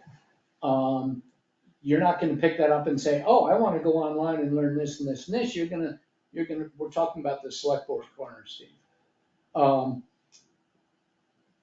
I think print media that sits on the coffee table is a very different deal, and you don't have to explain everything, but you can give people a sense that here's conversations we're having. Okay, thank you. Here's my proposal. We do need to keep moving with this meeting. But if anyone on the board wants to write up something for select board coroner for this month and draft, about the schools or about whatever it may be, and present it or bring it to the board, we could review it, if we all are on board, and it can be educational, and focus on the facts and maybe opposing viewpoints, or whatever you want, just bring it to the board. And we'll go from there. I'll speak for myself, whatever the topic, I'd be willing to draft something and bring it to you guys, and that I'm totally okay with edits, like, whether it was like, I don't think that's exactly what happened, or you forgot to mention this, or whatever. If I were to draft something and give it to you guys at a meeting, and you guys were to send me your edits and I altered it, I don't see a problem with that in terms of transparency, since the final result is gonna end up published. Yeah, I think to the extent that it comes from the whole select board, it has to be agreed on by the board. Yeah. And we'll go from there. So if you have anything that you'd like to write an article about, and I would think we could put it, to the extent that the select board is coming up with an informational piece, we could put it in the Monterey News, we could put it on the webpage, and we could maybe even email blast it to anyone signed up for select board. Yeah, I don't have a problem, And as long as you don't have a problem with it. You might, no, I have no problem with that, and you might give me a little bit of time to go through it myself as an editor. And I will hand you guys a topic. Okay. The tree work. I mean, you could talk about the damage that's happened at Bidwell Park, the damage at the community center, what some of the proposals are, what the costs are that have been estimated. Bam, because then there's gonna be a town meeting, a special town meeting. Yeah. And that's gonna come up. So soften the field a little bit with information ahead of time, and it might make that topic much simpler when it comes to facing the voters. That's a good segue, because we do have our special town meeting warrant up next. Yeah. No, that's a great point, is to always enlighten the citizens of your specials and your town meeting. And also to the board, we used to have Barbara Gothier be the pain in the ass citizen who would harass the board about the warrant prior to our meeting. And that way we weren't stammering and saying, well, Ken, you know that, and no, I didn't know that, and Steve knew that, and so it just prepared us for people on the floor asking hard questions and being prepared to actually look them right in the eye and answer them point blank. And it's good for the And voters. it's good, well, of course it is, because For it's them to be able to- clarity, and it also shows unity and the fact that we are on top of the subject. So I think that anything that's coming up in a special or any public meeting where we're asking people for their input and their approval of something or their disapproval, that may be highlighted prior to the month before, where we could just throw these topics out at them as to why these are on this special. And that could be done as a whole board. Yeah. You could also do it as individuals, and it's not, and just kind of putting the information out. Okay. Okay, so, Do you want to take a stab at that? Do you want me to do it? about the trees, Yeah. I will bring something to the board next week about the trees. When is your deadline? Well, typically around the 20th, but let's just say stuff keeps coming in. I'm And that familiar with page, the- I know it's coming, I hold that page. So other stuff might fall by the wayside, but this wouldn't. Okay, thank you, Steve Moore, for joining us. And I will work on an article about the trees, and I'll bring it to the board next week. And now we will deal with another special town meeting warrant item with Steve Snyder, Chair of the Parks Commission. Thank you for joining us. We got a letter from Steve on behalf of the Parks Commission about the infield of the Green Park ball field, requesting $10,000 to be put on the special town meeting warrant.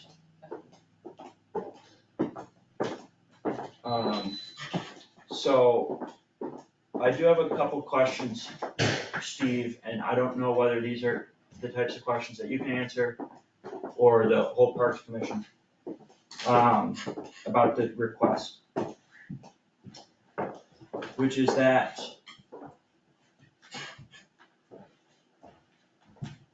the Park Commission general account, which is where I think these funds would appropriately come from, has, I believe it's $17,800 for the year.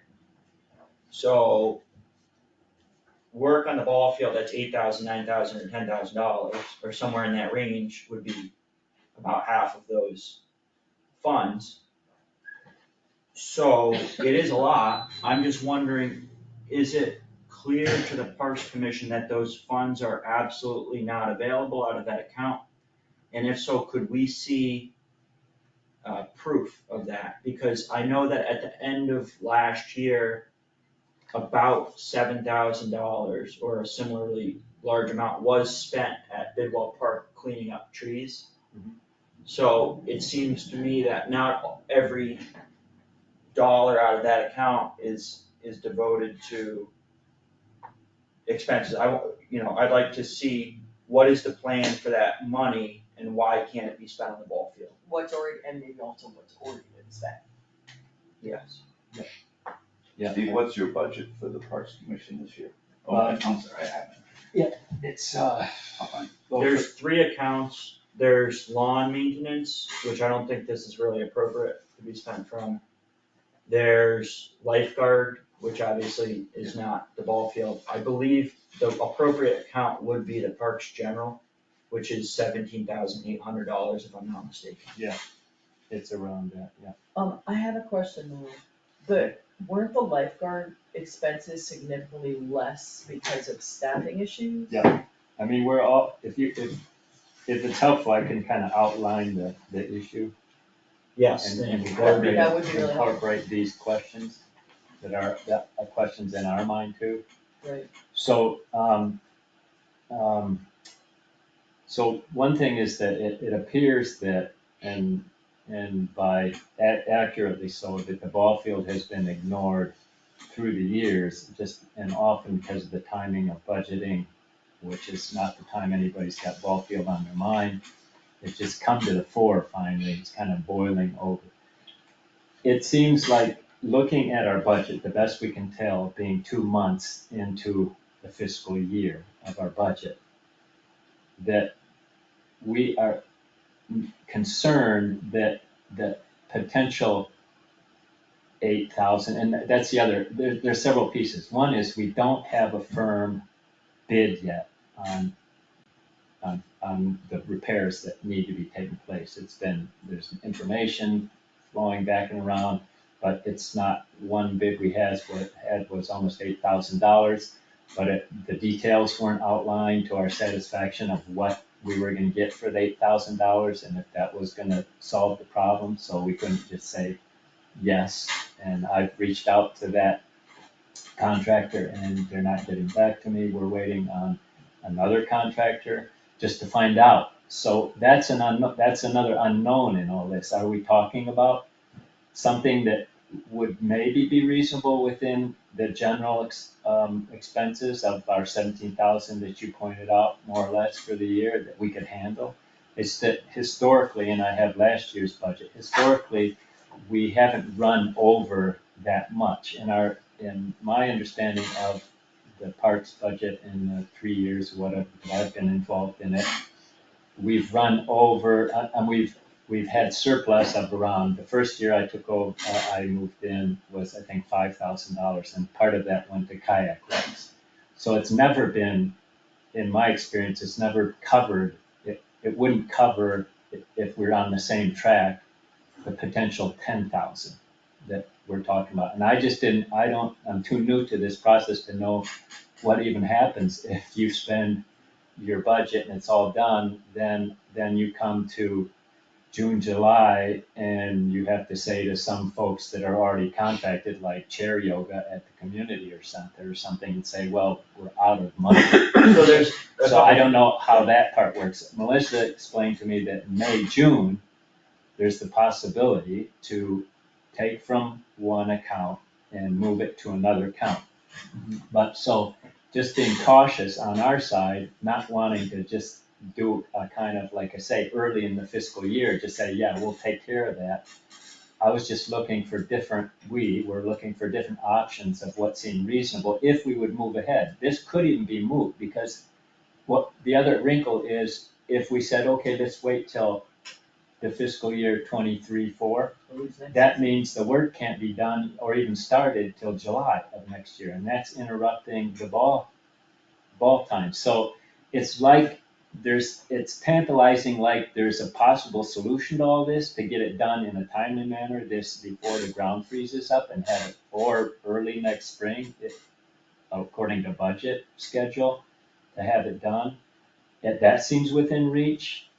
The other part that seems within reach is the money, but not to our certainty that we can say, yes, let's go ahead without finding that our budget is run short. Because I say if we get a bid, for instance, at $10,000, that it's satisfactory to us, and we run short of that by 3,000 or something, I don't know what we do then. Yeah, so the park commission obviously is an elected commission, right? Yeah. So it's not really under the jurisdiction of the select board, but now you're asking us potentially to put something on the special town meeting warrant, which is obviously in the jurisdiction of the select board. I think, and Susan and Scott may have their own opinions, but I really think that this money appropriately should be in the park commission general account. Mm-hmm. And if we were to ever consider it being on a special town meeting warrant, I think it should be very clear why it can't come from the parks general account, or what portion of it couldn't come from the parks general account. So if there's chair yoga, a phone bill, work, doing things that need to be done, what are those? And write them out, so that we know how much money is available. Okay. And then if you can pay it out of there, I think that's the preference, because I think that's really where it's supposed to come from.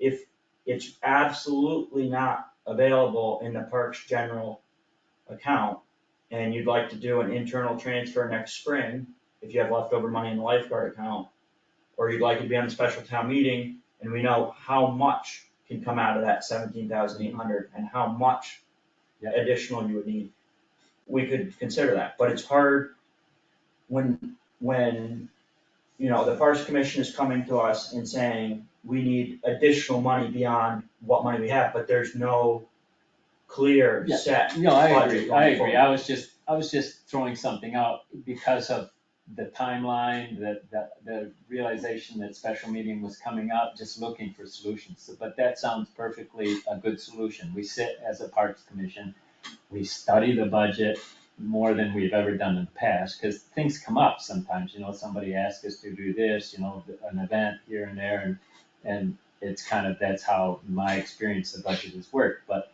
it's not that we couldn't sit and outline the budget through the rest of the year and then come up with this figure you're talking about and come back to you and say, it looks like we could cover X, but then that we will also have to, so if we don't even get a bid from a contractor, then it's kind of moot. I mean, But can But if you do, you've done your diligence. Yeah.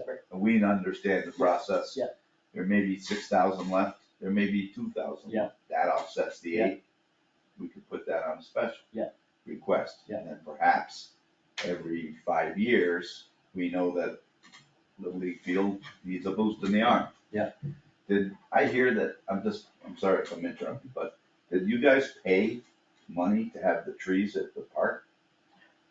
At the end of last fiscal year, not out of this budget that we're speaking Uh-huh. of, but the park commission paid John Field, who we have to use John Field because he has the town Yeah, contract, that's fine. to remove trees, at Bidwell Park. And I believe it was in the neighborhood of 6,000 plus. And I think Jim Hunt and the highway department also did some of the work. Yeah. And also may have paid some of the John Field bill, but my point being, if that money was available out of the budget last year, Why isn't it now? what money, I think, look, I don't support personally putting this kind of an item on a special town meeting warrant, and I'm only one of 3, but I think we would all agree that before going forward at all, we need a very clear understanding of what the plan is for the current budget. Yeah, that makes sense, it makes perfect sense to me. I would ask, did we finish your No. question? We got close. Yeah. Well, you did answer the question. It was last year's tree damage. And then there was a Why new is- storm in July. This is what is fundamentally wrong. The parks should not be responsible for the wrath of nature. If a tree comes down in the center of town, general store doesn't clean it up, we do. It's our trees. The parks are just trying their best to maintain the grounds. If there's tree damage, the town sucks that up. Shouldn't come out of that budget. We have a reserve for things just like that. That budget is for what you guys said it was for, not for tree damage that just happened on your watch. I'm ashamed that you guys had to pay for that out of that account. That's exactly what It's the end of the technically, year money is for. yeah, but it's technically under their purview. So, Well, there's a couple issues. I'm not sure I Alright, that's disagree why- with you. that's how No, I I'm at not least sure I initially disagree with you, proceeded. but that's Oh, why okay. we We can went for disagree that. all day long. but- So let me Anyhow. just clarify that. And I don't wanna run this over, till 4:30, but. No, let me clarify a little bit. So Okay. one thing is the park commission actually went and got that work done and paid for it on its own without consulting the select board. They didn't ask Yeah. the select board for money. I agree with you in the sense that that money can be spent to have events and maintain the parks that we have. And a tree, a couple days of tree work wipes out that budget. Yeah. And I completely agree with you that, and that's why this year, the tree damage that was done at Bidwell Park, the select board is hopefully going to deal with at the special town meeting. Good. Because we don't really have the money budgeted, and that would more than wipe out that fund. Yeah. Which we all agree needs to be spent on the ball field and the beach and whatnot. But the And park just commission to went out that- and did that on their own. Yeah, and just to that point, we're, even though I've been doing this for a few years, I can still consider myself in my haphazard way of being able to pay attention to it as learning as I go. And that includes, I wasn't involved in that particular effort, but those are new people, that's Jerry Claren and Tom Mency, and so It's- we ourselves are not always sure what those exact lines are on purview for, like, if, is it just a little tree with a few branches that fell down that we're just gonna clean up, is it bigger? And then I get, like you say, Jim was involved in this too from Public Works, so there was a bit of maybe unclarity by the rules as maybe they're written somewhere, but it's like, I don't think anybody was doing anything other than trying to do their best and maybe with limited knowledge. It sounds exactly like it was done, it was cleaned up, it's awesome that it happened. Yeah. I just think that the money's, Yeah, no, I my understand. personal view is that the money shouldn't have come out of that budget. So the one, I was just gonna say, the only place I differ with Justin is that while I think that special town meetings, you should try to keep them to a minimum and not have too many items, and you should try really hard to get Yeah. everything on the annual town Yeah. meeting. I would hate to see another season go forth Yeah. without it being dealt with. Yeah. Right, so I'd be willing to support it being on the town meeting warrant if we have the right numbers, only because I'd like to see it get done either this fall or I in the think spring. I think So we're all. because otherwise, agreed. it's gonna be a whole nother year before it can be Yeah, I done. think we're all agreed. So Yes, I'm in just we agreement. need better We're budgeting trying to numbers get and a the number more for solid you. contract. The bigger remaining question then to me is a couple things. When is the special town meeting? When does the warrant have to be established? We are tentatively, I believe, scheduled for Saturday, October 15th at 1:30 PM. And when, is it the same kind of, some similar process to a warrant being established at some, like a cutoff for a warrant that is? It is, but it's 14 days rather than 7. Okay. So that would put us probably finalizing the warrant in late September. Okay, so that gives me a window of like knowing with our Parks Commission, because we have a meeting coming up to know, I think the 22nd, to know we need to nail this down. The other thing is, that's a wrinkle in this in my mind, is this lack of a contractor bid. Because I think we would all like to get this done, but in some sense, it's completely moot if there's no contractor to do it. We just say, we made our best effort and we couldn't make that happen. But what if we're a bid is pending, but we can't exactly nail it down by the time you need to have this figure?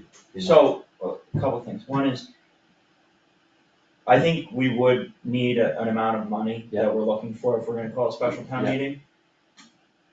And then, if you can't get the bid in time, I mean, we're already pushing into the fall, no one's really gonna be using the ball field anymore, it could become, internal transfers will be available starting in May. Yeah. Right, so if you could be on top of that, and if you have leftover money in the lifeguard account. I mean, I really think at the end of the day, the ideal situation for everybody would be, look at that Parks General, No, I the got ball that. field's a huge thing. Yeah, no, I got that. I'm just wondering that there are kind of moving parts, and I'm just trying to understand the moving parts to make it work the best, because I could even see potentially we could, I can even envision, even if the bid was later than what we could put a definite price on, we might be able to go ahead with a start in the spring and then carry over payment on it into the next fiscal year, if the contractor could hold off. I mean, I'm just envisioning different ways of making it happen, that's all. And last but not least, if you can't get any contractors available, the town may be able to, we purchased a dump truck last year. Yeah. It's possible, if you can't get any contractors to do it, we might be able to truck some material down and do something if the Department of Public Works has availability. And if we have a source for the quality material that you want. One thing about putting something on a special is that it can always be tabled and pulled away. Yeah. Ask for the 8, Yeah. hypothetically. Yeah. You get a bid for 11, work that bid, say we've got 8 earmarked. Yeah. There's 3 that we can't do now. Yeah. Or negotiate with the contractor as to whether they'll do the 11 and wait for approval for the following year. I think the way to go is to put it on the warrant, know what your contract is hopefully, and if you don't know, it doesn't have to get spent if it's appropriated. Yeah. It can just be available to you for when the time comes. Yeah, that's good. I've always liked the wording of those, of the articles where it says to raise and appropriate, and what's the next phrase? Or other, whatever, others as appropriate. and then could be modified. So I'll go back, we'll do our homework on an actual amount, and we'll look at all the possibilities, and then we'll come back to you at whether we say, yes, we still have this, we want, you decide, I mean, you decide whether it goes on the warrant, right? Yes. So we'd just be advising you that this looks like what we can do, this looks like where we're short, and leave it up to you whether you're with and whether you think it needs to be on this special, on the warrant. That's good. I'd recommend if you don't cut yourself too close, leave some slush. Right, yeah, Don't sit and, there and say, oh, we got $6,200, therefore that's what we have. yeah, and my understanding, and it's just because I'm so new to this budgeting thing, is that in the past, for instance, that we've had overage, surplus, I mean, and it's just gone to free cash. And so in my way, it's like, of thinking it's all town money, and so it's just sometimes working it in a timely fashion to get things happen, so even if, Every penny that's budgeted. Yeah. Becomes part of our Proposition 2.5. Yeah. So it's all important that our budgets stay as low as we can keep them. Yeah. Even if at the end of the year, okay, it goes back. Yeah.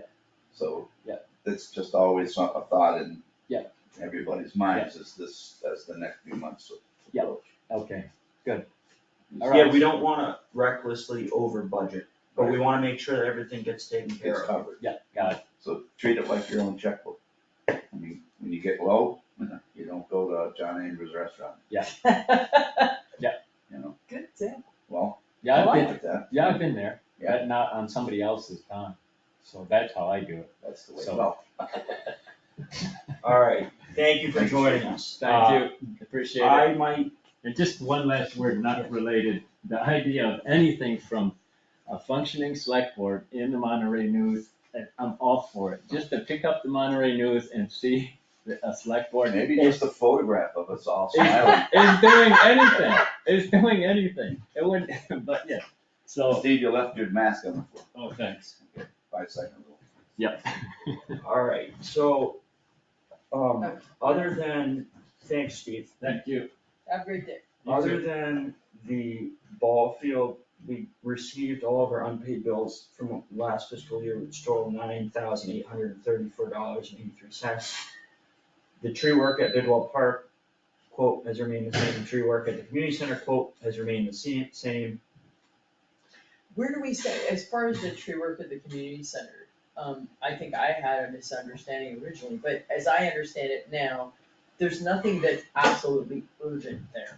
It's more, and that it breaks down into the trees that were broken, the trees near the trees that were broken, and then a group of trees on the other side. I thought the other side trees were not included in this quote. I agree with that. Okay, The one thing that we don't have is a breakdown of what it would cost to just remove the broken off stems right. versus the whole stand of Right, white pine. Mhm. And to speak to urgency, no, we've cleaned up all the trees that are down. The only urgency behind this request is that, as Jim puts it, I think they've had 5 trees snap off in the last 2 years or so from that stand of white pine. And the thought is that that's going to continue to happen. And may get worse, actually, because as the stand is weakened, you're gonna get more breaks Sure. on The some more other events. breaks and fails, the Right. faster it Right, continues. So that's the idea of urgency behind those trees. The trees at Bidwell Park are down. Right. The urgency is that the park can't reopen Right. until the trees are cleaned up and the hangers, the trees that are not fully down but halfway down. The elevator code upgrade, I think we talked about potentially making a reserve fund transfer from the finance committee. Because it's a small amount of money, it's $8,000 Right. relative to the $30,000 Right, reserve fund. it's a third of it though. Yes. The it is. board, the finance committee will be discussing that tonight. Okay, Okay. alright, thank you. Where'd you come from? She was there, she just had her camera off. So is there an actual reserve fund transfer request that they are discussing, or are they just discussing it generally? No, they're discussing an actual request. Okay, alright, thank you. Alright, so Yep. that will be, tonight for the finance committee. The last one is a little complicated in my view, which is the Conservation Commission agent line item. So I sent along a couple documents that I received from Melissa, and Chris Blair sent us another letter. And he's proposing $7,200 to $8,400 per year for an agent. In fiscal year 22, total expenditures were $5,363 and some cents, and the revenue for fiscal year 22 is $3,779 and some cents. So more was expended than was taken in revenue. And the fees collected are listed there for the wetland revolving account, the wetland bylaw fees, and the scenic mountain. And Chris is saying, don't worry about the fees that are taken in, just put the cost of an agent on a budget. I wonder, however, if the whole agent can't be funded out of the fees that are collected, could some of the agent be funded out of those fees? That was, my thinking was, like, essentially that shortfall is the 60 hours he's saying he'd like to see added. Covered. 60 hours for the year.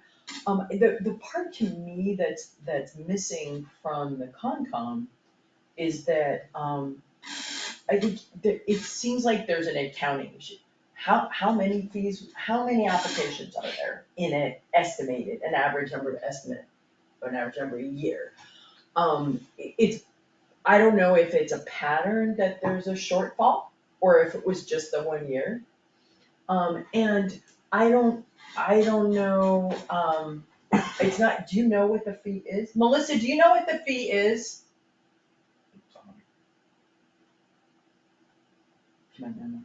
Yes, so for an RDA, it's $100. For an NOI, it's $100 plus the fees that are calculated within the application. The issue is, one of the last agents pointed out that we needed to have different accounts. So Scenic Mountain Act work was coming out of the Wetlands Protection Act funds created. So that's why Chris is asking for another line item, because they need to cover when she does work for Scenic Mountain Act. Budget, sorry. I thought weren't there two separate line items in that? So there's three now. Okay. Wetland revolving, wetland bylaw fees, and scenic mountain. Mountain Act, right. Now, so we have to pay the agent out of the revolving fund of the work that she's doing, but if we create a line item, we can just pay her from that line without any fancy accounting? Correct.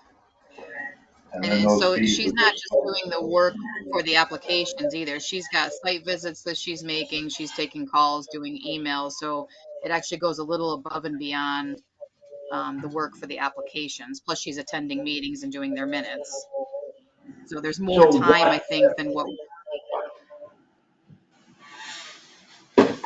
Where would the revolving fund revenues go if not to paying an agent?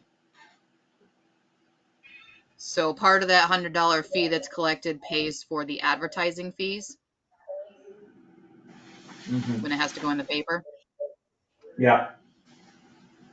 But I mean, would we end up with now a revolving fund that's growing significantly from, I mean, for years there was no agent, how did that work? Right. So for years we were accumulating because I wasn't acting as an agent. I was only getting paid for attending their meetings and doing their minutes. So that's why we haven't had this problem until now. But over the last, 4 years, we have had an agent and it's depleted the account. Okay. And I don't know if you have a sense of this without doing further research, but what are other towns doing? What do they do with the revolving funds revenues? I can ask. I'm not sure that everybody's set up like us. I think a lot of people may have a line item, or one of their Conservation Commission members is doing the work. It would be good to know how many towns are doing one or the other. I think the other thing is that the level of work required to become conversant in all the rules is high enough that there used to be a larger number of people who are willing to commit to the level of training necessary if they were sitting on the board. And I think, as we all know, it's harder and harder to get people to commit to serving on the boards, and at that level of required training, I think a lot of people just forget about it. just aren't. They're not gonna do it. Yeah, they're not gonna do it, and they're certainly not gonna do it for free, so. And that was something that was brought up a year or two ago at the annual town meeting, was should we pay commissioners, which we ultimately didn't do. But it may be more efficient to pay one agent than 5 commissioners. Yeah. And you might get better results. Yeah, so my question, I guess, would be, I understand why a line item's preferable. My question would be, what's the plan for the revolving fund? If not going towards paying an agent, and, So I did a little workup on the figures that you sent, and of the monies spent, advertising comprised approximately 1,697.37, and the remaining 3,600 was payroll and 53 was other, like postage. So, about, what is that, maybe a third of it is going to advertising, the other 2/3 is going to payroll. so to the extent that now it's just going to advertising and professional administrative help is being paid from a line item in the budget, you have 2/3 of those fees building up in these revolving funds. What if we didn't? What if we paid for part of what if we allowed that money to pay for part of the specialist, and we underwrote that? That's what I would promote, and right.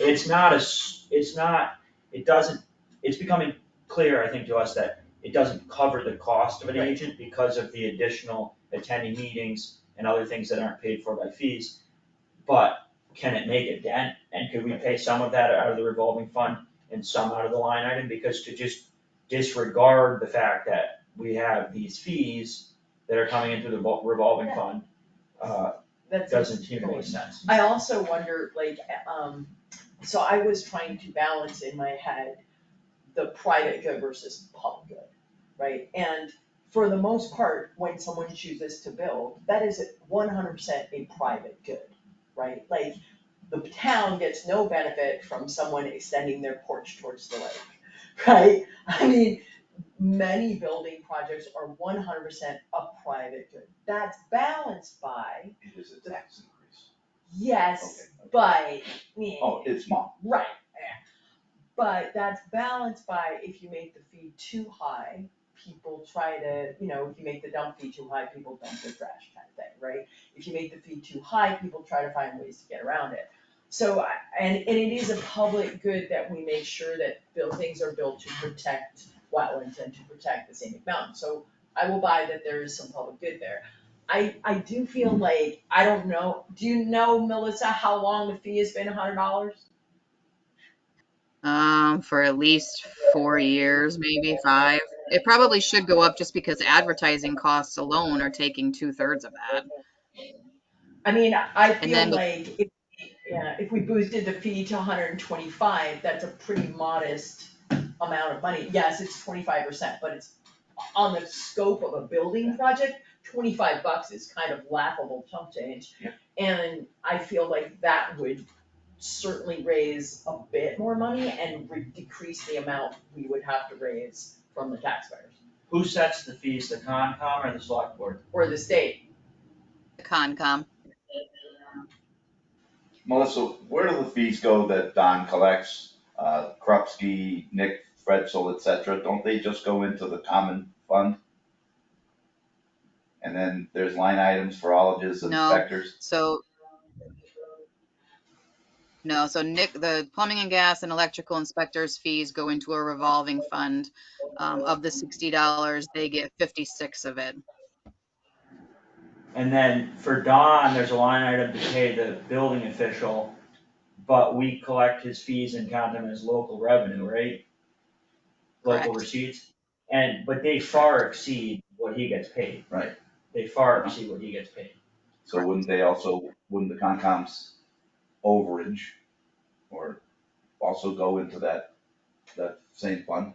No, because Don just get counted as local receipts, from the building department, right? For, as terms of building, Like when I Thanks. give him $1,000 for a permit, that counts as a local receipt, that goes into the general fund, right, Melissa? And the Concom, we're talking about putting in a revolving fund. It currently goes into the revolving fund. would it make more Right, sense? and that revolving fund is separate from inspector revolving funds, just like the community center one is separate. We have the So then, composting bins is separate. And then the revolving fund enables us to carry money from one year to another. Uh-huh. And is specifically designated for use in a specific thing. So their revolving fund goes towards paying for the ads for the Concom and the agent for the Concom. So what happens if at the end of, say, 3 years, they've got $6,000 that can only be spent on advertising? The problem is the other way, that so far they're overspending their Yeah, funds.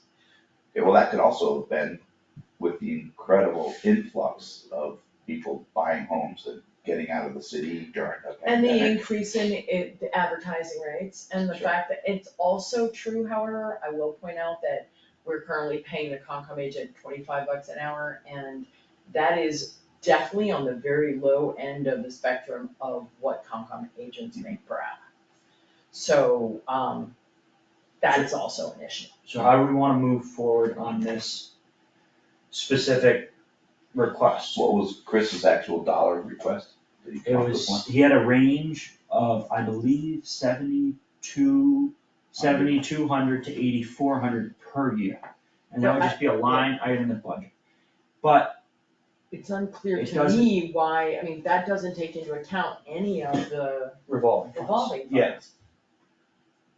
It doesn't Well, take into account any of the revolving funds. Well, let the revolving fund revolve and evolve. Well, the problem Or is, dissolve. he's suggesting we just full stop underwrite the entire cost of supporting the Concom. town, pay for, not the Concom, but the agent. Yeah. Right, and we're saying, well, so far, the funds that you have covered most of her. Why ask us to cover all of her? Similar to Steve. Same principle, right? Same That's what we're That, yeah, that. trying to find out what they have left over that they can Yes. contribute to this 72 to 82, Yes. so that we don't have to come up with that. Yes, especially in this case, because otherwise we're building. We don't have jurisdiction over the revolving fund, I don't believe, it's the Conservation Commission. Melissa? Yeah, so this money doesn't at the end of the year go into free cash. I understand. It just stays in a revolving fund, doing nothing for anybody.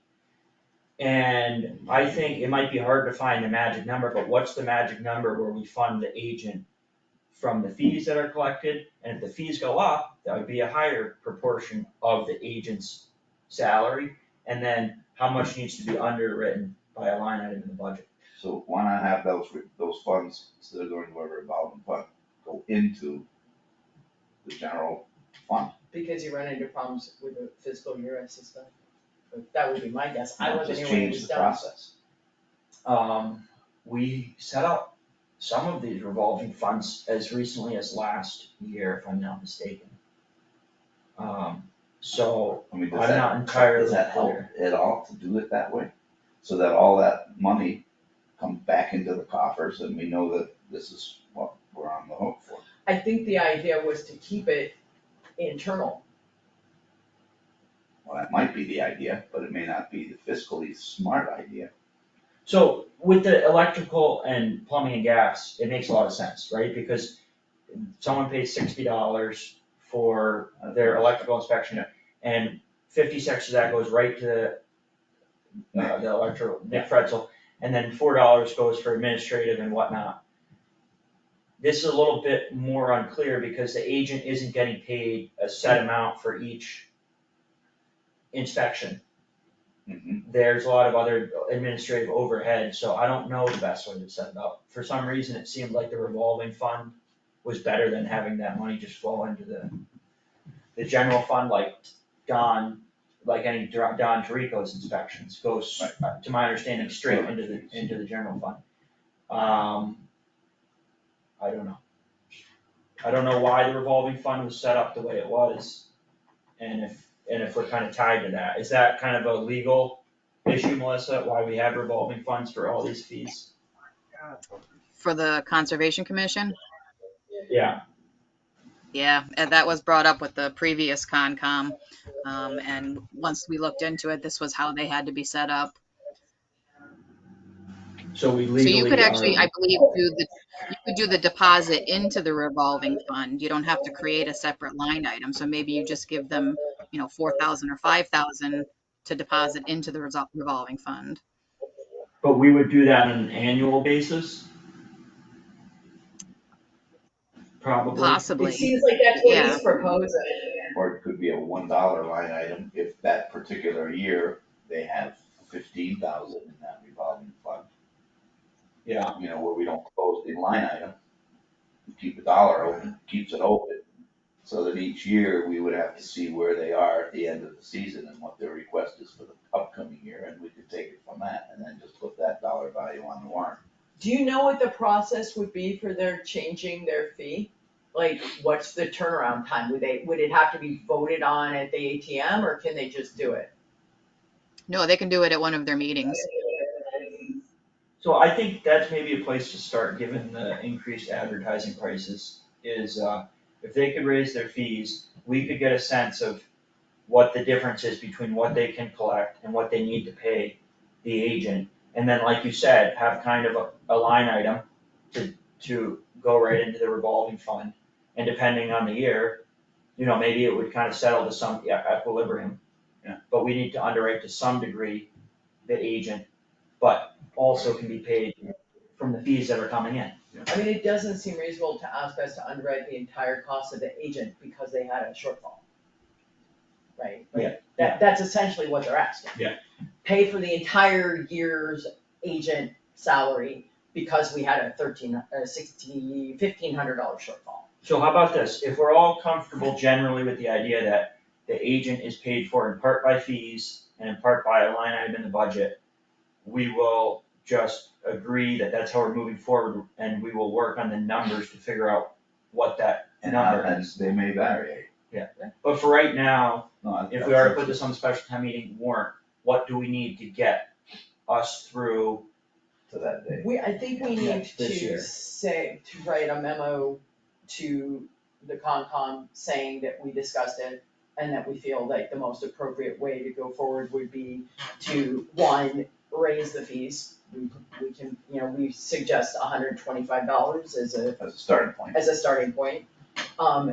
And two, we're willing to put on the special town meeting warrant, some monies to bring the revolving fund back up to a level where they'll be able to support the Concom agent's time.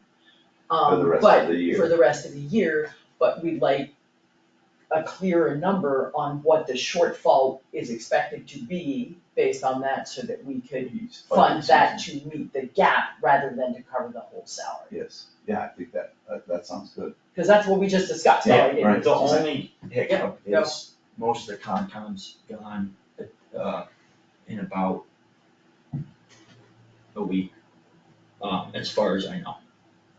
Because Chris Blair, Tim Lovett, and Dave Dempsey's terms are running out on September 15th. I believe they're meeting tomorrow. Okay. But I'm happy, there are a few remaining commissioners. Mhm. But I think in general, we're all on the same page that we're willing to fund some of the agent with a line item, and the rest should be revolving fees. We need to know what that number is. And I'm gonna guess, given that they're stepping down, that a big part of the problem is all three people who have experience and knowledge are stepping down, leaving only people who are brand new. Yeah. Which means that the role of the agent becomes 100% Even more, crucial. Right, more yeah. important, especially if they're good. Right. No, this, having those three gentlemen step down from the Concom is probably one of the biggest problems that we're gonna face for a little bit. Yeah. I mean, much worse than anything that's gone down almost. So far, yeah. It's a blessing that they came back. Yeah. And I will say that wholeheartedly. And none of them are willing to Deserve our continue to credit. serve. No, I talked to Yeah. Chris, They've got almost 40 years between I know, it's a lot. them. so we can continue to, Okay. recruit commissioners as well. And, yeah, Melissa? I think I have a solution for the Concom. I just called the accountant and she said, as long as you guys are okay with it, we can run at a deficit in the revolving fund. And at the annual town meeting, we can do a transfer if necessary. We just have to make sure that it says that the transfer has to be in fiscal year 23. Huh. 23. Huh, So So we we'd can basically be waiting till the end of the year to see actually how much they went over. So, and we'd be basically saying they should pay the agent the hours that they need to pay her in order to get the job done, and then we'll know exactly what the deficit is, and we can Right. transfer money. Right. I mean, and not run it at this special, but just let it go until the spring. Correct. As long as you guys are okay that that account may run at a deficit.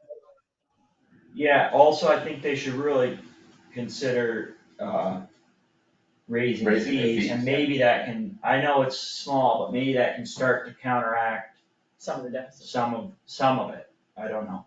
Well, every Yeah. fee Every would be 25, another yeah. hour of agent time. I'm curious, why is the fee not associated with the cost of the overall project, like building is? I guess it is for NOIs. Right, cause it's 100 plus the fee calculated, which I don't even know what that is. It's some percentage that the state takes. Takes, right, okay. It's not like we get more. Right, okay. Alright, so that's, The other thing the Concom can start doing is that they could start charging for project reviews. You know, some towns do that. They could say, well, if you want us to look at your project first, it's $50. I know Kim Well, did maybe- a compilation of what other towns charge. I can get that for you. That would be that would great. be really good to see. I mean, at the end of the day, it sounds like it's the Concom making these decisions, but, you know, if electrical and plumbing cover themselves and building, the fees exceed the salary, why is the town underwriting the Concom agent? And as Chris brought up, not everyone has extra money, but in the same way, electrical and plumbing, gas and building fees need to be paid, Concom fees need to be paid. Yeah. It's the cost of doing business. Yep. It is. Alright, so how we'll move forward is, how do we wanna move forward? That is a good question. Okay, how about we draft a memo, but now the memo would read something to the effect of, we're recommending the Concom raise their fee to $125 to increase income, to the revolving fund, and that having consulted the accountant, we can run the revolving fund at a deficit and transfer money. Did you say before the end of the fiscal year? Which is. At the annual town meeting. At the annual town meeting. But, oh, that's right, because that happens before the end of the fiscal year, and raise money at the annual town meeting to cover that deficit. Yeah. And we should be clear that we're not suggesting, Running in the red. well, we're not, so really, I would be running it, right? I know. But we're not suggesting that they don't increase the number of Concom agent hours. We think that they need to use the Concom agent As needed. as needed. Yeah. The only other question would be whether we want to approve increasing her salary and whether we can do that now. I don't think we can change her hourly rate until the annual town meeting. Asking for that at special It's the town. dollar value. Right? Well, it's the dollars per hour. But that's not set at annual. I don't Just know, the when dollar is it value set? was. Oh, where do we set a salary rate?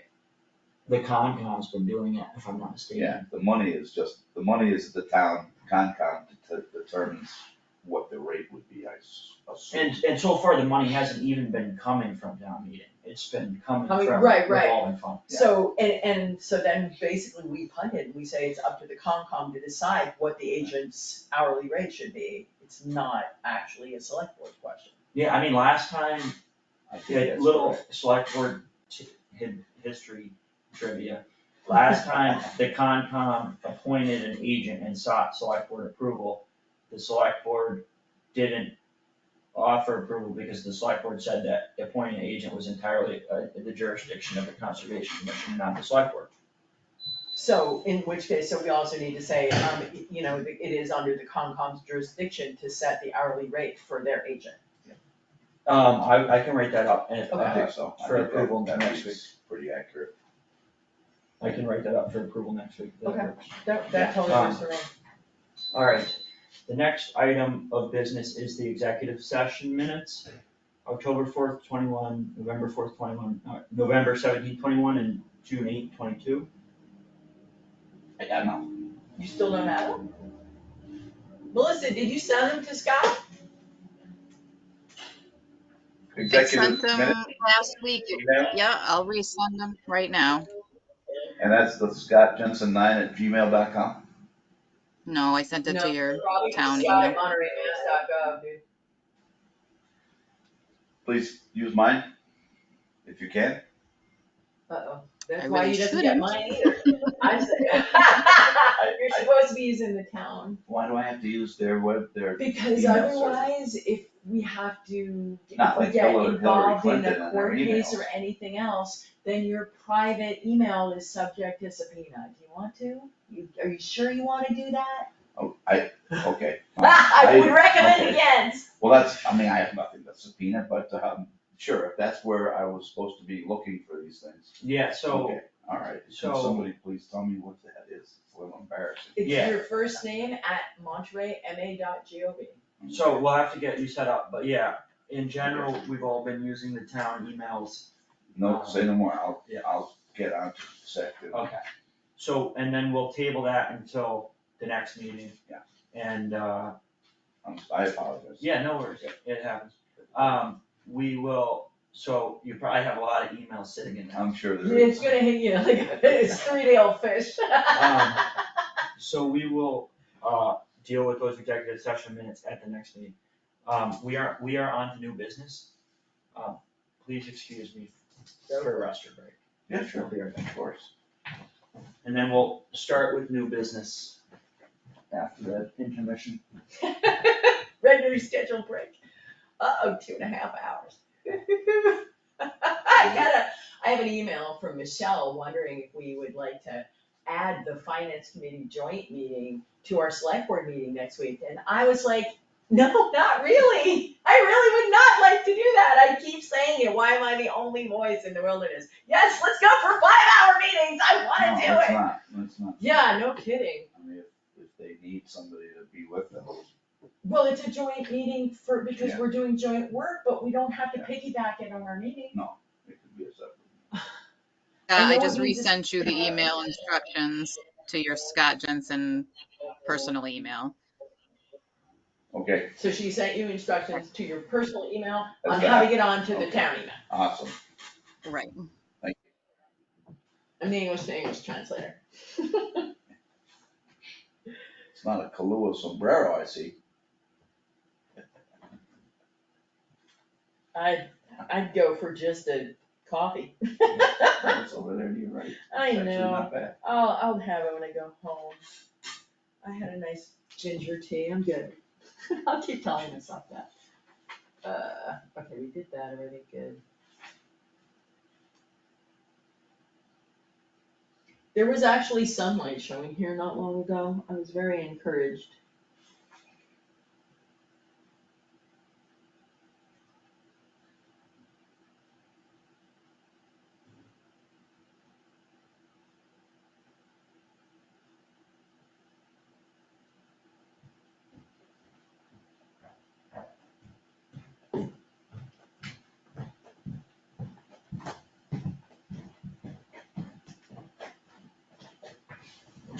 Alright, we're back.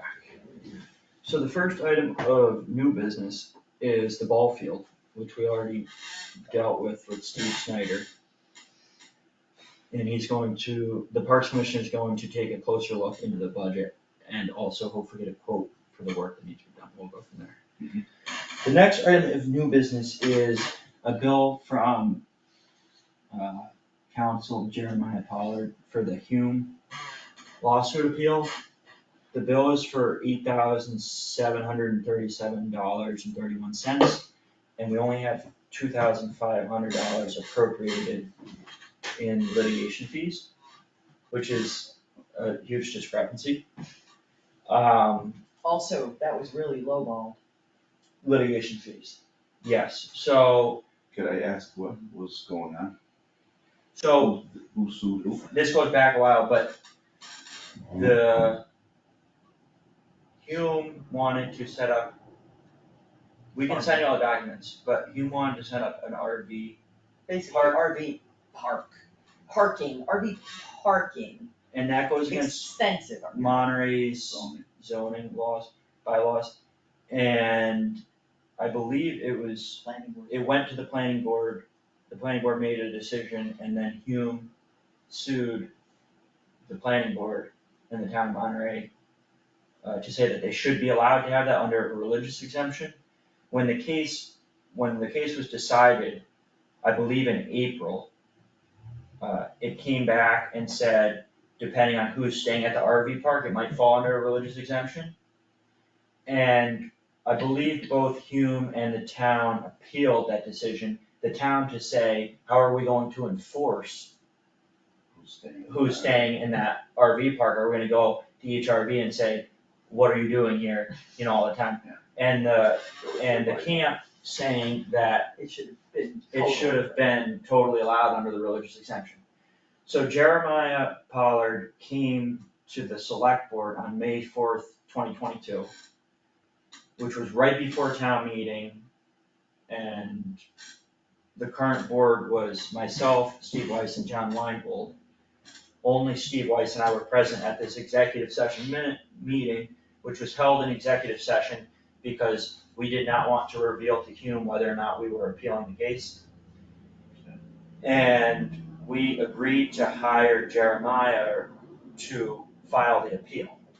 But as you can see in the since released minutes of the meeting, Jeremiah, this is how it reads in the minutes. Jeremiah estimates that the appeal will cost the town approximately $3,500 to $4,000, which is higher than $2,500, right? I believe the understanding, I'm fairly certain, the understanding was that he was supposed to get started on that work right then, after the May 4th meeting, and have a invoice in before the end of the fiscal year, if not for the whole appeal, for some of them. He did? He did. Yep. This is in addition. So how much was that original invoice? Do you have a number on you? Give me a minute. You guys keep talking. I'll see if I can get it. So anyways, I guess I was unaware of the first bill, but the idea was obviously we only had $2,500 in litigation. If you'll actually remember, Don Coburn stood up at town meeting and said, is $2,500 too low? And in some ways it seemed too low, especially because in between the budget process and town meeting, we had learned about this case. Part of me wanted to stand up and say, yes, I think it might be too low, we have this appeal that we're appealing Hume, but I also didn't want to stand up a few days after the executive session that we held for litigation strategy and say, yes, we're appealing the Hume case. And so I think we should raise the line item. So I was in a little bit of a predicament. Because I, kind of knew we should raise the budget, but I didn't wanna defeat the lawful purpose of the executive session. So now we're in a bind, but furthermore, if this is the second bill, the whole appeal was approximated at $3,500 to $4,000. This is a second bill for $8,700 On top of the other, on top of the other bill. which was 35. We don't know. We don't Try to know find it. And you may say, well, maybe Jeremiah was giving the town a discounted rate when he served as town council, but you have to take into consideration, he hadn't been the town's council since fall of 21, and he Also, we made, always had a litigation rate, and it was never the same. it wasn't the same, but I think he raised it after. Okay. I think he raised the litigation rate after he stopped working for the town as the town's primary counsel. Yeah. But he made this estimate in May of 2022, long after he had been the town's counsel. So, one thing that we did last time we were way overcharged an estimate or an agreement is we actually went back to the lawyer and said, you know, we agreed upon 16,000 and now you're trying to get us 21,000, we can only pay you up to 16,000. This, I think is different because this was just an estimate. But I think it would have been best practice for Jeremiah to return to us and say, I know I estimated it at 3,500 to 4,000, and now we're talking about well over double that amount. Well, I have an additional concern. This isn't done yet, is it? I think the appeal is filed, and I think that should be the end of the litigation fees, to my understanding. I don't think it goes back to trial. I think Okay. I think the appeal is mostly what this bill was for and the previous bill of filing these things. But obviously we don't have the money. We have to, if we were to pay it, we'd have to dip into reserve fund or special town meeting, or not pay it till next year or something like that. But I'd like to know if we have solid grounds to fight it, in part because maybe we didn't sign a contract and say this is the hard limit, but we were given an estimate and then it just went through past the estimate. through the roof, past the estimate.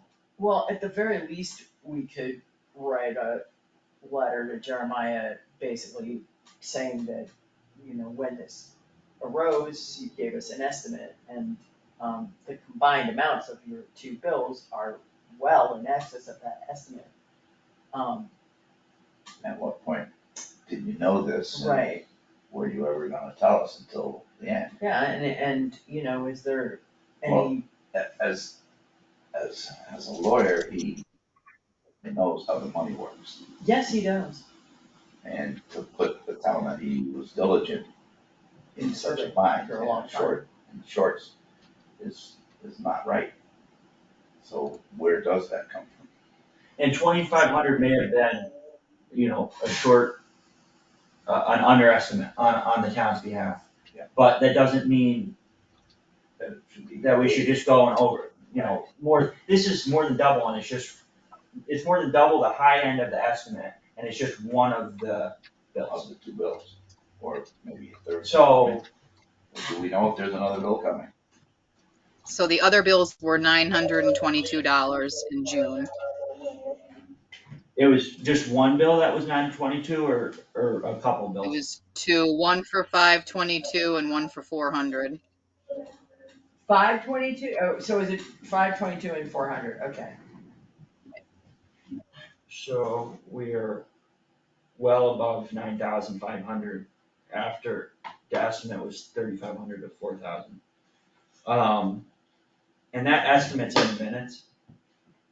I don't know if we have an audio recording of that executive session. No, you guys haven't been recording executive sessions, have you? No, but a lot of times last year, individuals took audio recordings of executive sessions, and now that it's a public, now that we've released those minutes, yeah, they're posted, that's where I got, by the way, Right, that's where I got right. the information I have, I went to the town website, found that those minutes are public. Right. For the executive session? From the executive session. And I do not have a recording. But the point being, we were given a certain estimate, and then it didn't go a little bit over the bill, it went A lot. well over twice the high end of the estimate. And we were clear that part of the reason, you know, we were clear that we didn't have a lot of money and that we were doing the appeal because we thought that part of it could be charged to last year, and then we could cover it in this coming year. What was the date? Because I think I have it on recording. Of the executive session? Yeah. May 4th. Was it May 4th? I have it. Okay, if you could share that, that would be very helpful, please, because it may come down to if we do wanna consult with Donna, it may come down to how clear we were about what funds we had available and what we were agreeing to. Because to me, it kinda feels like we were really blindsided, and if he had come to us mid-project and said, I know I estimated for 4,000, but it's really gonna be 9,500. Are you okay with that? That would be a different story, but we never had the opportunity to make that call. Not that we could, I mean, we probably can't, you can't really stop it midway in, right? We probably would have had to go forward, but at least we could have prepared for the different fiscal impact. I don't know how, like. Or stop the suit and just let them do it under their religious exemption. Well, And just use that as our basis for saying, okay, we're not gonna fight this. Yeah, we could have given up the appeal. The other thing that was likely going to happen was that I think Hume appealed, I could be mistaken. Jeremiah was of the understanding that Hume was likely going to appeal. And then the appeal could be just decided on that basis, and it could still go either way, or in the middle like it did. But in the middle was going to place a huge burden on the town to enforce it all. Because how are we supposed to say who's in the park and who's not in the park? We're gonna have police officers knock on these RVs at nighttime, are we gonna check people, or are we just gonna give up? Essentially, we would have just given up. That's I the think thing. that's really what we Under the had to do. religious aspect of it, it's not worth fighting. So, how can he, as counsel, why didn't he bring that up to us? Well, he asked, he got authorization to go forward with the appeal. I think part of the problem with letting it slide is what else could the religious exemption be Used for. used for at And that there's a point? secondary point, Believe which me, is the RV traffic on that road. I believe this got raised at one of the meetings I'm last sure, year that I was at. small little tiny road. Yeah, and they've had repeated problems with that road because of the grade. And the concern is that the additional RV traffic on that road could So these are people just coming to the camp in an RV, instead of coming there to stay in their cabin. We don't know what they're doing once they're there. Well, But you should look if you're interested into the documents that were produced as a result of the court case. Right. Because basically different people are coming for different reasons to stay at the RV park. And the idea was that, okay, some people are really religious pilgrims and other people are really just coming for recreation, and that's not a religious use. But it is if it's using their facilities. That's the whole question of the court case, I guess. Yeah, no, that's really tricky stuff. And so then what about if a non-religious camp wants to start RV parks as against the town bylaws? And the town wants to uphold its bylaws, otherwise why do we have them? Correct. It's Well, there slippery. you had two words, non-religious. If some, if I wanted to start an RV park, obviously you're gonna not let me. But if I'm standing behind the guise of a religious facility, then I don't know how you're not. Hello. Oh, is doors not open or? We're in the middle of a really. meeting. Okay, if I wanna talk to the police about something, you just call them. Yeah, they might be in the office. I don't think they are. There's is it emergency? No. Okay. There's a non-emergency. I got a lot. That's Okay. all. Bears? Yeah. A lot, yeah. And I've got good video of it, so, and I heard that they were trying to catch it, and I thought if they had good video, they'd know which bear to catch. And he's coming up on the porch to the front door. He's a busy guy, make sure you don't have the. Kinda took me by surprise this morning. So, Would the police be the right guys to call? Yeah. No, I just Yeah. spoke into Control town, officer. so. Pardon me? he is the animal control, they are the animal Yeah, control I'll officer. just give him a call, and tell him Okay. I've got the video, and I can Sounds email like it a plan. as easily as anything else. Alright, I wanted to Thanks. make that in-person contact. thank you. That's what I- Okay, so, as far as how to move forward on this bill, disregarding the merits of the appeal, because it was already made. I'll get the audio, we'll all get the audio recording of that executive session from Melissa. The minutes, there's not a lot to them, but they're posted, And for it's May 4th, right? May 4th. Like I said, it was a really awkward position to be in at town meeting, knowing that we should probably raise the litigation budget, but not wanting to tip the hand. Has it typically been 2,500? No, we actually lowered it, Because last year when we were just making you were trying cuts. to make cuts. Yeah. I mean, it was really, I have a feeling we're gonna wish it was higher for more than this Yeah, reason. this so year. at the time, we had, a couple cases that were actually, we thought were over with. And we Right. thought that was over, and then the appeal came along, so that's, I think, and I can't speak for everybody, but I think in part why it was lowered. Right, And we talked about it on the floor of town meeting, we kind of had our hands tied. I'm pretty sure I spoke to suggesting to raise it also, but it didn't go forward, so. So, we're gonna get the audio recording. I guess depending, should I reach out to Donna and just get a sense, of if we should dispute the bill? Until, It won't hurt to Yeah. run that by her. okay, Yeah. Or to possibly see, if she'll reach out to Jeremiah and see if perhaps, well, that's what ultimately happened. will he take payments going forward? It doesn't have to be a lump sum that, we're having a difficult coming up. It wasn't anticipated and Yeah. it's significantly higher than his estimate, so. So different circumstances, but last time we came across something like this, well, we ended up paying the KP bill. We disputed parts of a monthly We paid the invoice. we disputed a bunch of monthly invoices, so it's more than one, it was two, I think, where there were errors, two different invoices. In what, But we had some items under a fixed fee for and what? For the general counsel. Okay.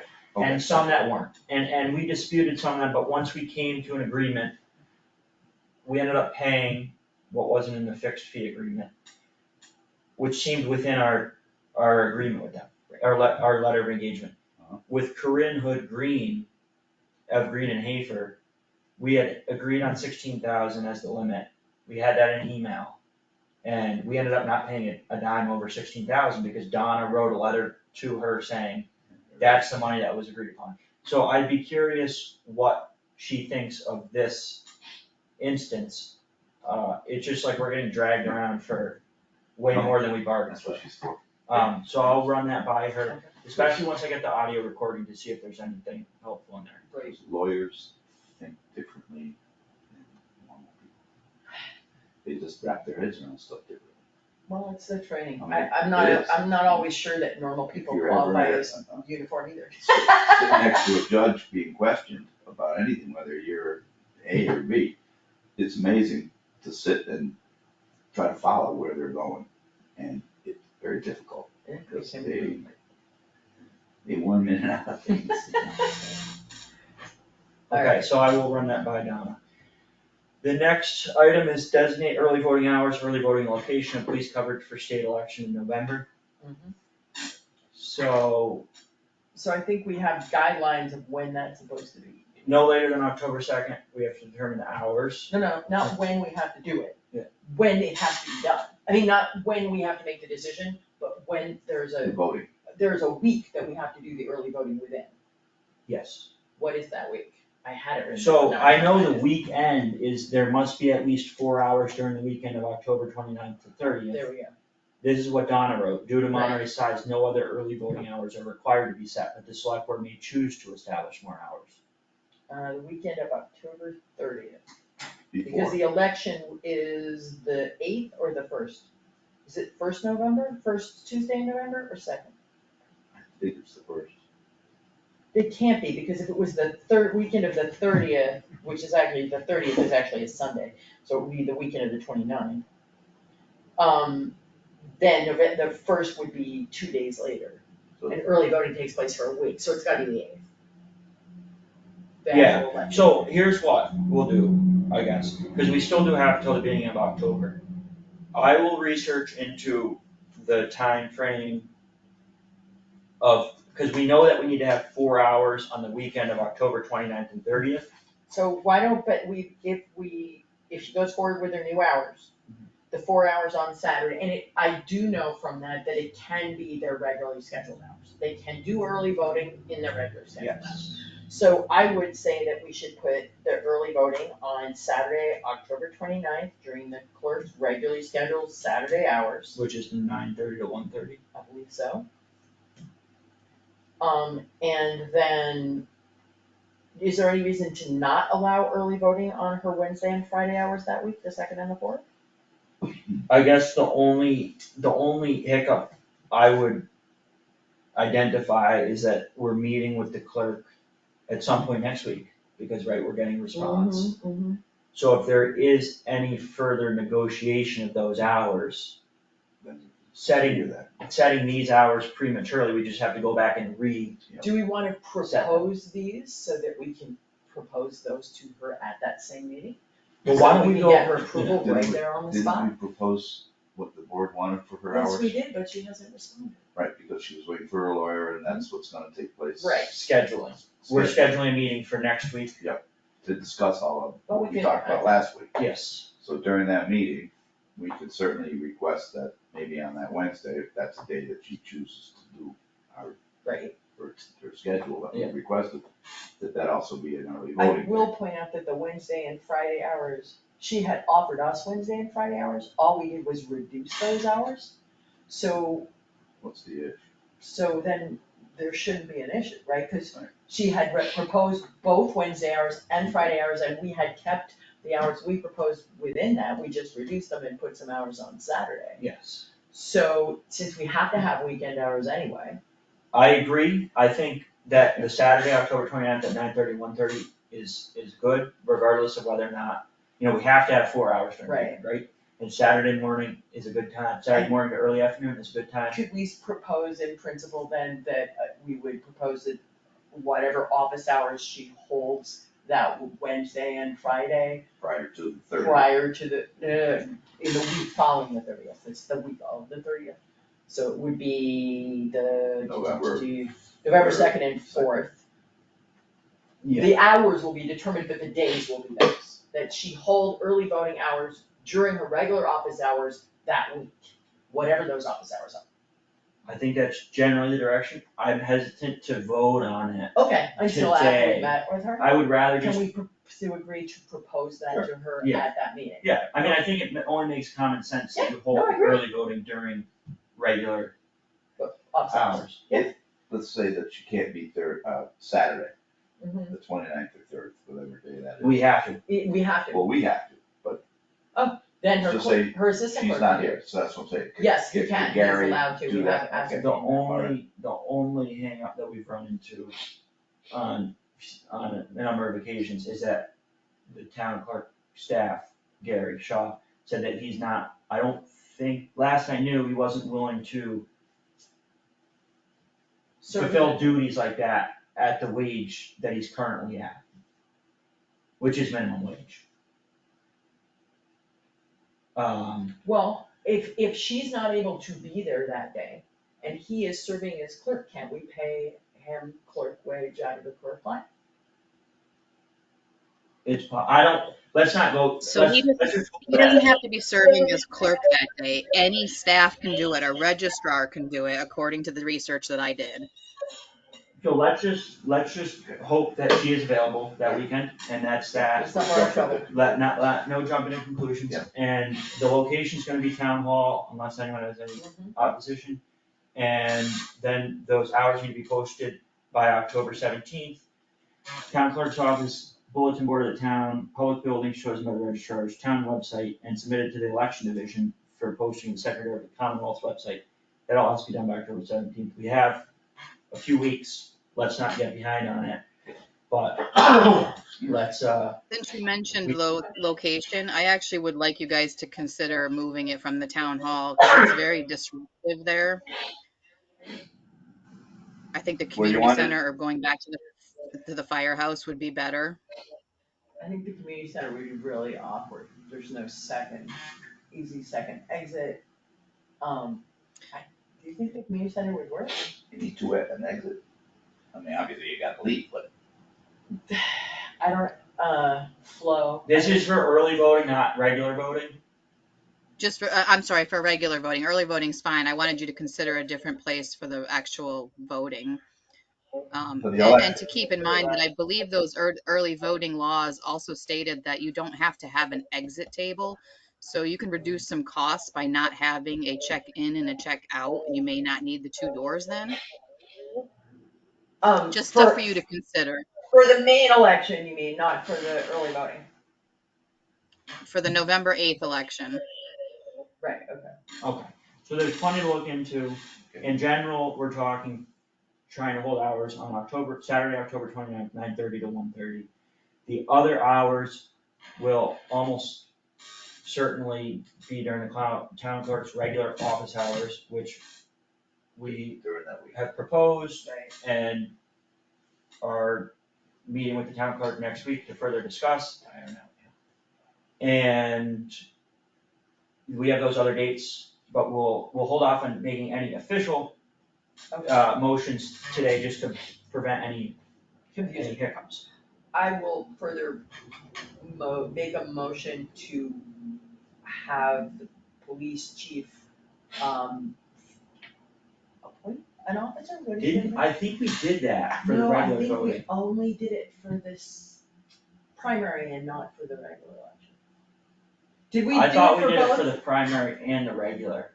That's a good question. Melissa, do you know if we did it for both elections that had the Gareth find an officer, or did we only do it for the primary? I'm pretty sure you did it for both last week because we thought just get it all done. Okay, great, then we don't have to worry about it. Excellent. Can we follow up on that? It will be in our minutes, which Yeah. we can either Yeah, I'll get to. check the minutes right now. I never got minutes, I only got executive minutes. I did get minutes, I did not get to them. I did not, well, that's because you were looking at the wrong email. Scott, you- Melissa, I never got the I did. 31st I did. minutes, I only got the executive minutes for the 31st. I know I Pretty sure did. I looked like 4 times, so. I got it. Okay, I'll somehow. send them again. Sorry. I got it, Melissa. All right. Okay, so the next is the monies received for fiscal year 23 for extended polling. So I was at town hall yesterday, during the voting and inquired about the $843. And the clerk told me that this is monies that it's not related to the Votes Act, this is monies that she applies for and gets every year Okay, about extended polling. And said that it's a grant.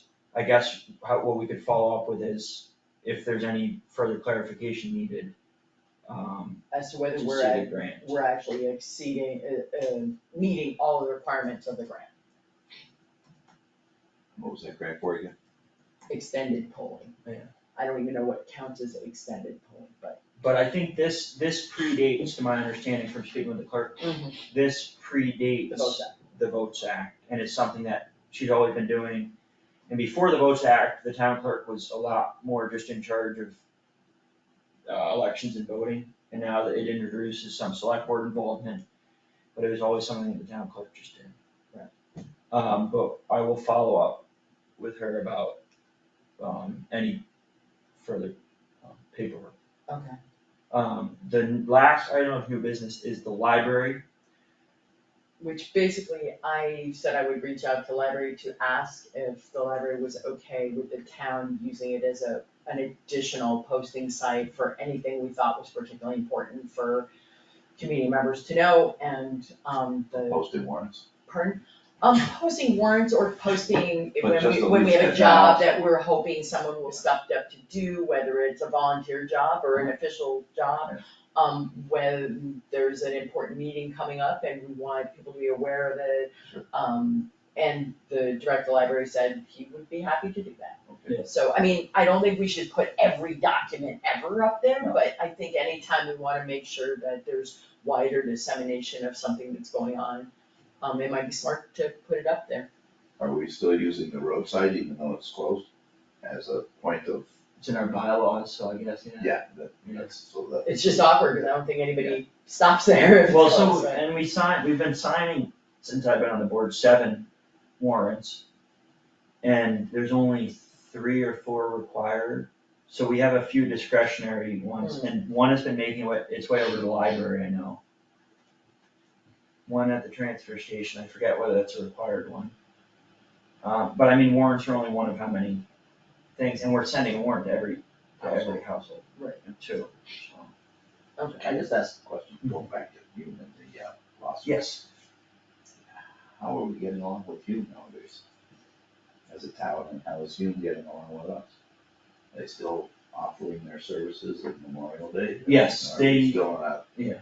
so they did cook the dogs and serve them on at the Memorial Day parade. Since we entered into a suit with them. Yeah, this has been going on for years. I think, It's I have- just a shame to see something as big as them, butting heads with the town that they're in. yeah, I mean, I think ideally we try to, just speaking for myself, set that aside, because we're doing everything else and can get along, and we have a disagreement over the town zoning bylaws. Well, that's fine. But, I was just curious how it had proceeded. Yeah. If it was a thorn in everybody's side, or if it was something that we're letting other It's been things okay so continue far. on without it interrupting our relationship. yeah, no, we had someone join the parade committee, a representative from Hume, Olivia, and she was very helpful, found us the bagpiper for the Memorial Day parade.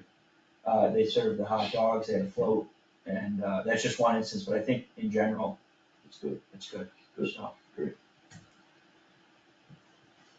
So yeah, I don't have any problem with the library being a posting site, and there's the community center and the transfer station and town hall, and I mean, the Now more we modern try to news. get stuff out there, the better, yeah. so then we're moving to the next section. We have Steve Moore's email about the modern news. I'm going to write something up about all of the trees at the Bidwell Park and Community Center. I'll bring it back to the board. The next item is the application from Hillel Maximon for the Finance Committee.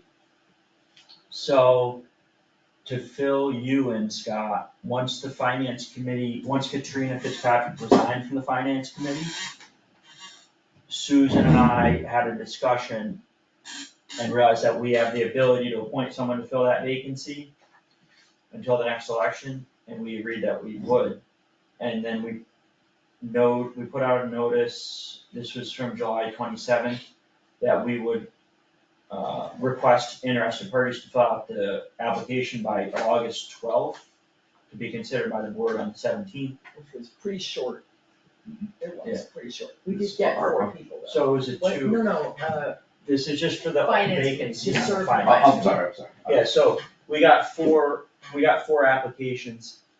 And then in about a week ago, was it Wednesday or Thursday, Hillel Maximum also applied to be considered for the finance committee seat. So how do we do that?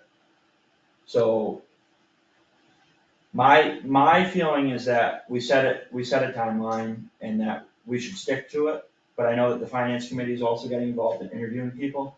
We do have 4 people in consideration just by the August 12th deadline, and then Hillel also, applied more recently. I would think that we would focus on the 4 people who've already expressed interest, but that's just my thoughts.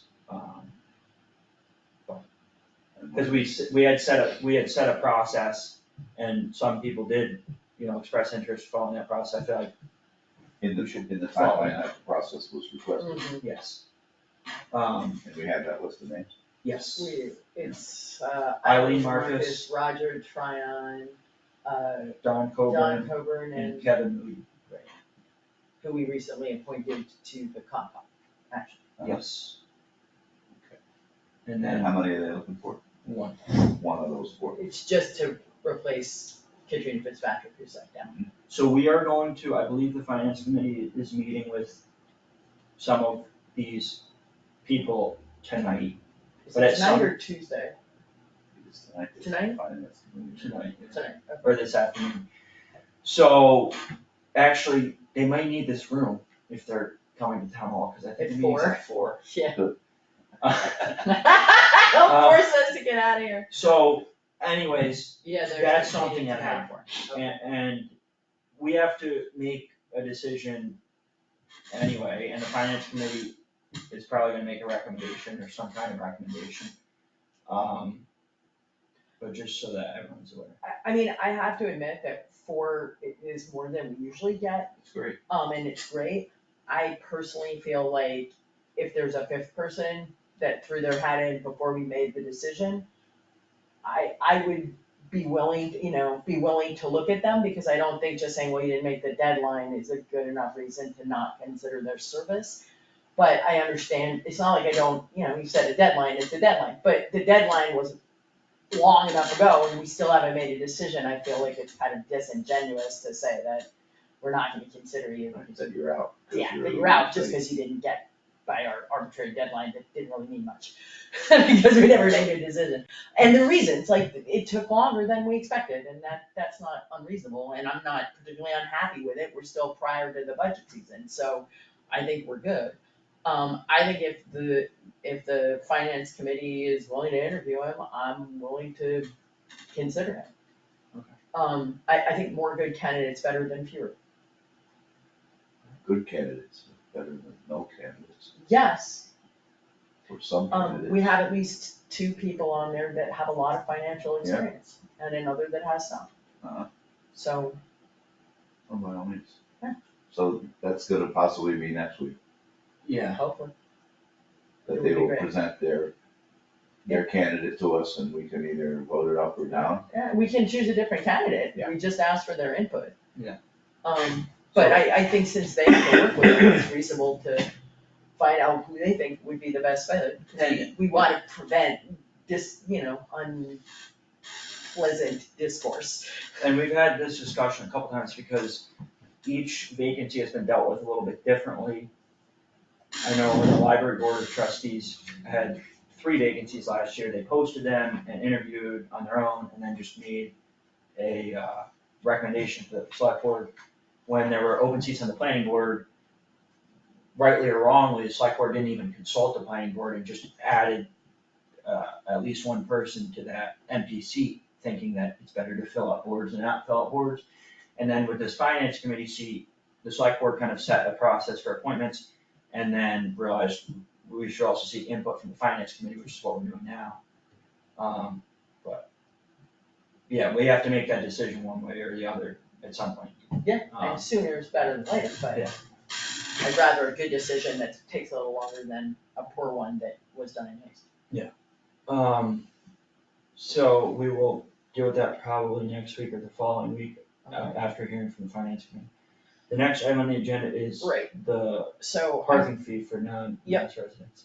I spent several hours on the phone yesterday trying to glean information about who the responsible party for actually setting the fees for state parks actually even is. I made many phone calls. I did finally get a call back from someone at our regional park office. It turns out that the parks don't actually set their fees. The fees are set by the Secretary of Administration and Finance, which is actually a completely different secretary than that which oversees DCR, Conservation and Recreation. That notwithstanding, I also recognize that, thinking through trying to draft a letter, we don't have a lot of standing because Virgil he's neither a constituent nor a resident. So I basically had a long conversation with the guy from DCR who says that, let's put it this way, they're getting a lot of complaints. He believes that the fees were changed a couple of years ago during the first hard push of COVID to try to discourage visitors from out of state. That they actually removed non-Massachusetts resident fees from there to reduce out-of-state flow through the park system during COVID. Of course, they haven't been pushed back, but that's another issue. They're getting tons of complaints about it. I suggested to Virgil that if he wanted to draft the letter, since he's neither a constituent nor a resident, we don't really have standing, we would be happy to forward. He says he actually knows Smitty and is working with him on some issues concerning logging, on Blue Hill Road, and that he'll go ahead and just, go forward with that with Smitty, and I did update him with what I'd found out about the code of mass regulations and where it falls, et cetera, so. Yeah, it is a unique position. I think the unfortunate thing was that, we have members of our community that pay taxes to the town and Yeah. are not voters in the town, but are involved in the community. They're not passing through or coming just in from another state just I for the agree. day. I think the fee structure's wrong, Yeah. right, for a bunch of reasons. But I don't know but if we're going to ask that the fee structure be reconsidered, I don't know that we can do that on behalf of a non-constituent, non-resident. We'd have to do it, approaching it from the town, is a town that has many, second homeowners, who pay taxes and make regular use of the state park system. And this feels discriminatory.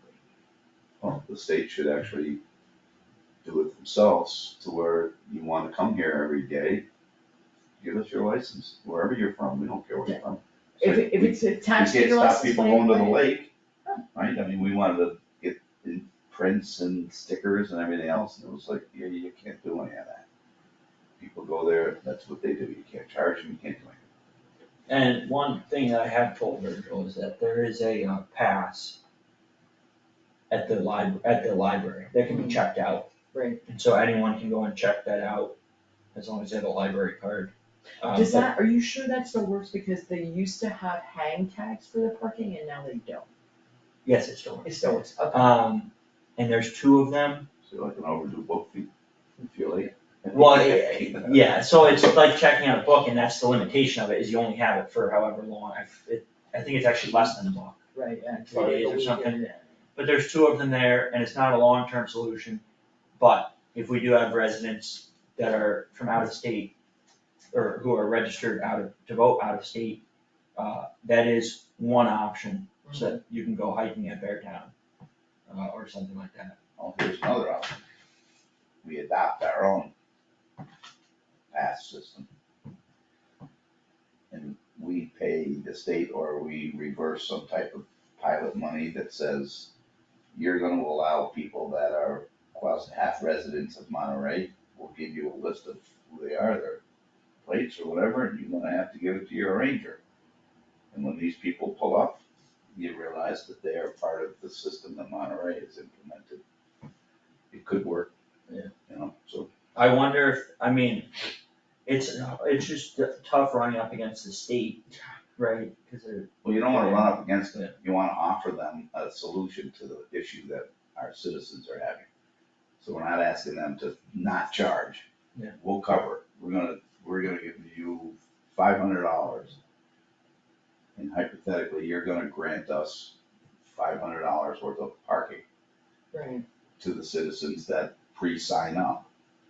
And here are those members that have signed up. Somebody has to be going up there taking the fee, right? They've got a clipboard and they're taking the money or running a credit card through a swiper, or taking the cash and writing them a receipt. So if they've got a pre-registered list that they can run the license through, it takes some implication, but it could possibly be a solution to it. So that people that do come up here on a regular basis are covered if they wanna go up there and park for the day. I mean, is it worth my trying to draft a letter saying this is an issue that was raised by somebody we have, 2/3 of the homeowners in Monterey I are. would say the more Yeah, I'll letters try it. that they get, since you already mentioned that they're getting a lot of complaints. Papers, letters carry weight, especially if there's a signature on the bottom. And as a select board, we used to take the policy that if something isn't signed, we don't even read it. Just don't even bring it in. Because it's nothing that we can, An there's no weight anonymous to it. letter is, It's yeah. just that. I agree. So, no, I think it could carry some weight, and to let them know that this is not just people who are popping in from New York State for the day. This is people who live in Monterey and pay taxes to Monterey and are involved in the community, and this is an undue burden on them. If you wanna work on that, that'd be great. This is, so, These were the, does that settle that item? I think so, Okay. yes. So, there's something interesting, which is that That's fascinating. we have Yeah. two different Yeah, I know, notices. right? It is interesting. And it took me a while, but they're abutting pieces, like that one's this piece. and Well, that. then we have three things going on, because we also have we have two on, so the Department of Conservation notice of proposed land acquisition is different than these Department of Fish and Game purchases. Oh. Because these are two properties on Mount Hunger Road, Right. and we got an email What about was the other a one? 242 acre parcel of land off of Beartown I Mountain thought I Road, saw something for that one too. including 105 acres located in Monterey. So I'm gonna take care of that, the email first, and then deal with these two. Trying to find the. And That's the basically, you're talking about the BPRC one that was on, yeah, okay. I'm talking about, we got an email from the Department of Conservation and Recreation, Lou Ross. Okay. And this is a notice that's required by law. And the DCR has under consideration the acquisition of a 242 acre parcel of land located off Beartown Mountain Road and off Brace Road. And 105 acres are in Monterey and 137 acres are located in Tyringham. Where'd my map go? I know, I remember seeing the map, but now I can't. So find this, By like Hemlock Hill Road. yeah, so the red is their subject That one's property. Beartown Mountain, right?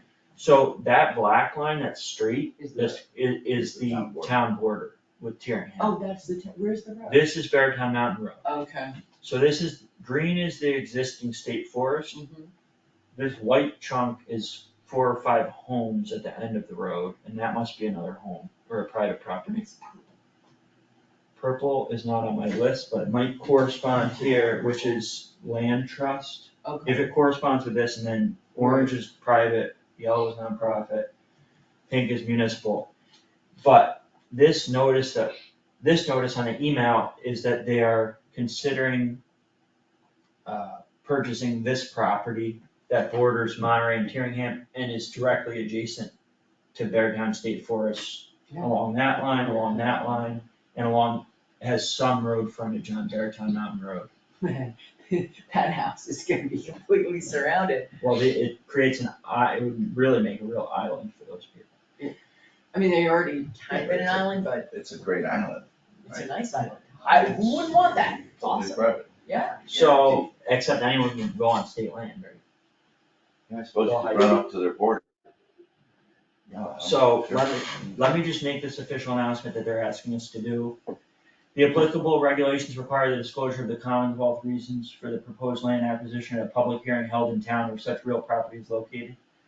To comply with this requirement, we ask that the select board announce at its next regularly scheduled meeting that the Commonwealth is considering this acquisition for the above stated purpose, which would be protected open space with public access. That's the purpose. The board does not need to take any vote or other formal action with respect to the announcement. Please document the announcement in the board's meeting minutes and in a reply email to me by copying and pasting in the reply email the statement in the box below with the appropriate date of the board's meeting at which the announcement was made filled in.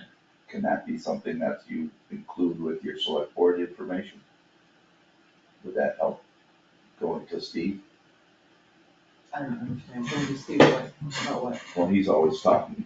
Oh, with the select board, Yeah. I see what you're saying. To let them know that this is something Oh, that's. sure, that's like a going little, on. those Yeah, actions, by the way, right, by the this is way. something that the state is trying to do. And we'll also attach this document to the meeting minutes.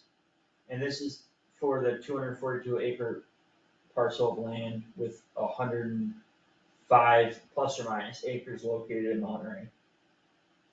The property is currently primarily undeveloped woodland and used for open space. The proposed use of the property will be protected open space with public access. Okay, so that's the property on Beartown Mountain Road. We also got 2 letters from the Department of Fish and Game. What? We're not gonna have a town left. The state's gonna buy it out. Well, Because this is- the more they pay, right? The more they buy. Well, we can't It's not, tax the land, I guess well, they there's, pay in lieu of taxes, yeah. it's never quite as much as taxable land, but how much does open woodland I come in as the tax basis? So the only two pilots I'm aware of are Gould Farm and Hume, I think. State, But the state gives us money when they log the land. the state gives us land money every year for Beartown, for all of their. Yeah, state. I'm not familiar with how much of it. Hopefully it It will used to be increase. a fair chunk. Really? It used to be first, I think it was like $250,000, Wow. although that was, 8 years ago. So this first letter, they're both dated August 30th. Melissa's still on? No. Okay. Just gonna ask if she knew what the pilot money was for the state. The Department of Fish and Game is considering the purchase of a conservation restriction over land located in town of Monterey. So this is actually a purchase of conservation restriction. The property under consideration contains 193.68 acres of wildlife habitat. The current use of the property is predominantly open space in its natural condition. If acquired, Department of Fish and Game, working through its Division of Fisheries and Wildlife and with the landowner, so this would still remain privately owned, the state would just buy the conservation restriction. They will maintain the property as open space, protect and manage the wildlife resources, and provide public access for passive outdoor recreational opportunities, including wildlife observation, hunting, fishing, and trapping, in accordance with the final conservation restriction document. So somebody's asked the state to put their land Two basically in different chapter. property owners So, and it abuts to the big land trust piece. Yeah. That's runs on that corner of County Road and on Hunger. So it's similar to them putting their own land in chapter, isn't it? Yeah. But now it's but it's not chapter, it's conservation restriction, which is a lot a lot steeper. steeper. What does it do for the taxes? I'm trying to Does think. the It state- probably reduces their taxes, you mean, do you Yeah. get income off that land? See, I don't think that you just do that unless Usually it's the property owners doing it to reduce their Yes. tax it's liability, a burden, right? but in the long run, that becomes something that you can't reverse. But it's protected land, and they're not making more land. So this one is listed You under, may have noticed. this one's listed under trustee, and that one's listed under Fairview Hospital, if my thing's up to date. Fairview Hospital. Um, What the heck does Fairview Hospital own land here? probably someone left it in Yeah, it could be. or something, Trust or something. if that's up to date. Mm. That's not the word of God. Right, so Um, one was Fairview and what's the other one? a trustee. Dead So, in the pond down on Tyringham Road. yeah, almost. And they abut. So it's technically two separate, 269 acres and 193.68 acres, but it's really one big thing. But, I guess this is just a notice, right? This is just, it's a written notice, That's happening, I don't think we have any control over it. so that's that. But if we wanna write to Steve, to the Monterey News, and also just in general, about these three huge Land acquisitions. acquisitions, so they're different though, right, cause this is purchased in the conservation Right. restriction, and it would still be privately owned. This, That one's actually owned by the state. yeah, the property would just be purchased by the Do you know state. where did this one come from? Cause I remember seeing it, but which, From the Lou Ross of the DCR. did you get that directly from him, or did this come from? It went to select board, which would Okay. send to all of our Right, email right, addresses. once I Scott tried gets it. looking for it and I looked at the wrong thing, so, okay. Do you know what day that came in? September 2nd Okay. at 10 a.m. Friday, September 2nd. Alright, and these two are just in the letters thing, right? And they're dated August 30th, so I don't know if they got held up or what happened. It's just the mail, that's only like a week ago, so, Oh, I forgot. yeah, I thought it was a whole month. Never mind. I know. Time flies. That's okay, Alright, alright, so I will respond with this email saying, this pre-written out email saying that I notified everybody here. so I have two additional things. Yes. The first one is, there've been a bunch of, I got at least two letters, you might have seen them, because I think they were sent to the select board, from, residents on Lake Buell. Yeah. Concerning issues of noise coming out of Camp Patton. Yeah, I said, I replied to them and I said, thank you for letting us know, and I'll put on the agenda for the 14th. Okay. Because I think it'd be good if we could have some time. So Scott, you probably haven't seen them yet, because No, they I were have just to our town emails. Let's say where they came from, where they originated. Yeah, it's neighbors of the Camp Half Moon, which now has a new name. Mana. Yeah. And there's a couple different issues that are had with noise and such. And it's been going on all summer, from what I understand, I hadn't heard previous Yes, new reports owners. as first. So I told And some of them, the interactions have been really problematic. so I told them that we would take those up next week, and then that would give us time if we wanted to talk to the police chief, because he's had some interactions over there, or the neighbors themselves. It would give them a chance to attend the meeting if they wish. I'm not, Are those letters in the email that we? that I can Yes, read? they'll be there Yeah. when you Oh, get, when you sign on, they'll be in there. Great. but yeah, I responded, said thanks for letting us know, and we'll take those up next week. If It that comes works. up as contact from Monterey, Mass. Okay. That's. Well, one was the Senders. contact form, And the one other was was just an direct, right? email from Yeah. Mary Reagan Straight. Right. So yeah, I think it's good that we address it, and then we have to decide like how to move forward, like, it sounds like from what I understand, the new owner, let's say, believes that no one has the right to restrict how he runs his business, I believe were the words that he used. So the question is, do we wish to, we'll have to consider, do we try to approach him informally, or do we only approach him formally? Because it would be unfortunate if he fostered a bad relationship with his neighbors. So, and one thing, I'd like to address the concerns. The question would be, what is the law or the bylaws currently? We don't have a noise ordinance. We don't have a noise ordinance, I know so, this because my husband's on. but there are I believe there are expectations, right, of, Gareth says that they would have to do disturbing the peace, which is After 10. a higher bar. See, Gretchen knew all along. She behaved splendidly as a neighbor. Yep. And about 12 years ago, these same people complained to Gretchen that, look, you gotta tone it down. And she did. I mean, I could hear it, I readily every morning in my house. This year I didn't hear it. Really, you didn't? But generally I could hear it at night, and it's much lower than it used to be. It used to just be like, oh, it's time to get up, So now it was much quieter. I didn't hear it once this year, but I'm not right next Right door. next These door, people right. literally Or right next door. they are right there. Okay. And, the kids are right there. So, yeah, let's have those discussions, I'm sure on the agenda for next week. yeah, so I will, of course, and I have notified those two homeowners that it will be on the agenda. Should I try to reach out from someone if I can, or are we not at that point yet? To just invite them to the meeting, or do we wanna discuss with the homeowners first, and if we wanna, I think let's do that first. okay, one at a Yeah, time. because we don't want it to blow up. Yeah. It's not Yeah. It's not an executive meeting where we're discussing strategies or anything. We No, just no. wanna hear Yeah. what they've gone through. And what our role is as the town in all And this. what we can and can't Me do. too. Because here is another issue with the religious camp. They're not religious. Yes, they are. Yes, they are. Half moon? It's no longer Half Moon. They've been bought out by a company that I think's headquarters is in Egypt or I think Israel, it's Israel. and they've got another one in Manhattan. Hmm. 'Cause I was invited to bid on being a contractor for them. Ah, So, it's like, hey, it's right down the street, this would be great, so I did, and, I never heard back from them.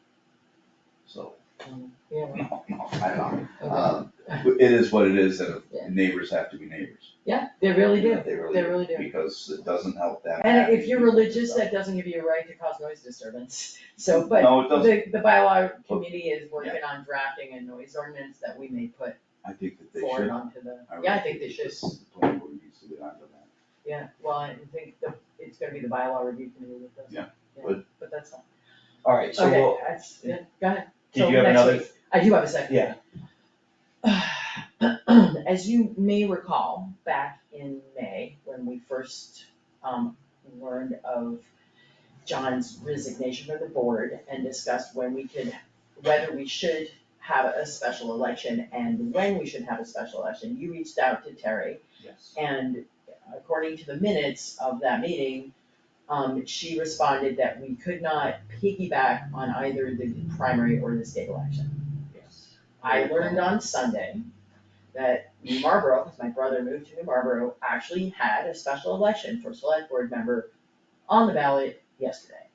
This morning, I called the state elections office and verified that in fact, we 100% absolutely could have had our special election piggyback on the election yesterday, which would have saved us all of the cost of that extra election, all of it, right? All of the mailing fees, all of the staff fees, all of it. I'm kind of upset about it. I was brand new to the board and had no reason to double check what we were told by the clerk. But this definitely should have been something that if she didn't know, she should have checked.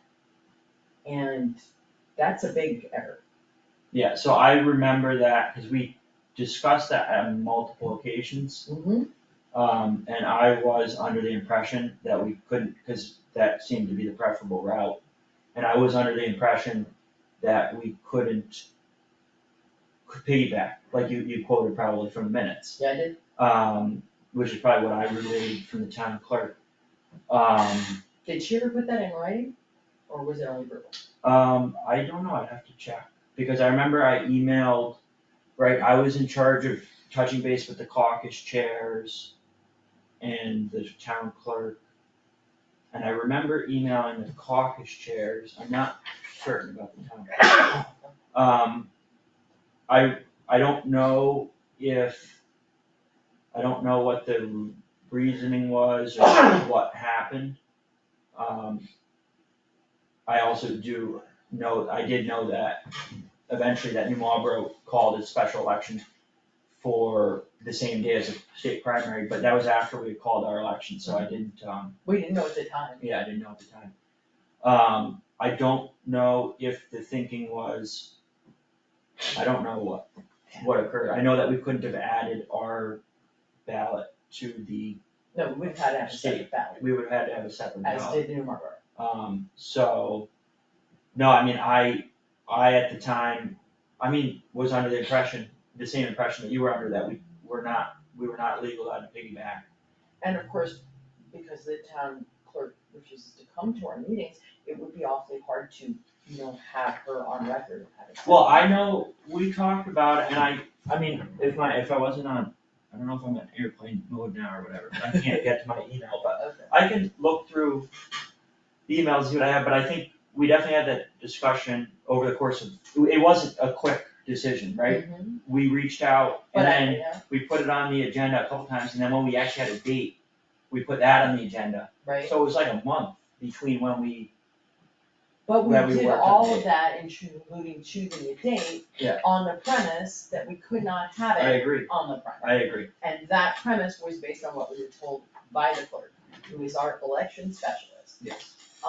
It is not an ideal situation if every time we ask the clerk, I have to then follow up by calling the election office to make sure that she's given us accurate information. That's not really my job, but at this point, I will no longer do otherwise, right? Because we would have had a warrant that didn't have district numbers and county names on it if I hadn't double checked. And we held an election on a day where we didn't have to have a fourth election this year and pay for a fourth election on the word of the clerk who told us we couldn't hold it on the same day. Those are not minor things. How do we go forward? Because you could get inconsistent information from anybody at any time Mhm. that they may believe to be accurate. So But how, she was Well, I probably think- wrong by not saying, I'll get back to you on that by tomorrow. Well, I think the first thing, we could bring it up at our meeting next week with her, because maybe there was a miscommunication, I don't know. Maybe there was no miscommunication, there was just, false information.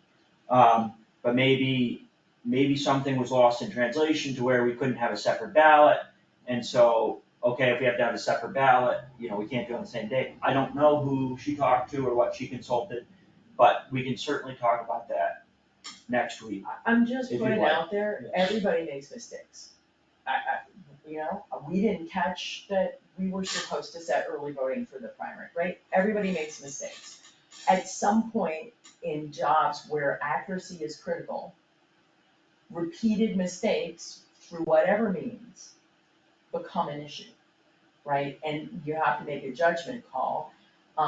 It becomes awkward and it's difficult to document the mistakes and you feel like you're petty because you're requiring it. But I think that's, for me, it's frustrating, right? That I can no longer just assume that if I'm told something, it's correct, that I have to double check every single thing that we hear personally, because I can no longer trust that the person who's the specialist will give me accurate, verifiable information and will go on written record in so doing, so that it is accurate and verifiable. Well, like I said, I don't remember whether that was I know. by email or. I know you don't, oral and I'm not conversation, blaming but- you, I'm just raising it as a institutional issue. Yeah, do you want me to add that to the agenda of our meeting with the clerk next week? Yes, please. Alright. I would suggest if you do, that you figure out a way to do it that she does not feel like it's retaliatory, hostile, all the things that she feels that we're giving her. You know, I mean, right I- Well, now, it's just a matter. If he raises Well, it, no, it so, will no, so the first thing is, this is just a communication. So there was, well, you gotta Susan figure and out I- how you're gonna Su- tell no, it. so Right, yeah, Susan and I, when we called the special election, were of the understanding Oh, I that got the we picture. couldn't put the election on the state Yeah, or the, on the same day as the primary. and, loud and clear. and, first of all, we need to clear it because, you know, why was that? And go from there and figure out what the facts are and not rush to any conclusions, as easy as it may seem to do, and then make decisions going from there. But, I will put on the agenda so that we Okay. can clear it up one way or another. That would be good. Other than that, are there any comments and questions from the public? No. There's no So- public, so- so we're. I think your point is extraordinarily important, that we keep that as potential information if she decides to bail or we need to terminate, that's a very pertinent point, that the information that you got is totally incorrect. You know, that's gonna go a long way in a judge's eyes. And I just feel I mean, like it's there's this important. constant, So thing, well, it was a miscommunication, That's been recorded, correct? but, All of this? yeah, but it was a miscommunication that I was talking about the district number and the name of the county that took 14 emails and a phone call by me to the election office to get it clarified, because it was on the printer. Yeah. I shouldn't have taken 2 weeks to get the number of the district, which by the way, turns out now to be the 3rd district. And it's even more complicated because there's different districts for the different elections, so it really needed to be filled out properly by the clerk.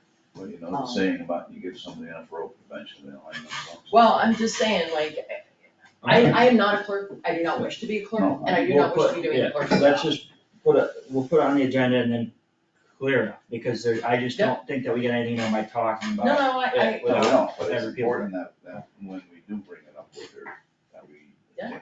wear kid gloves. yeah. And start to feel the tension coming from her.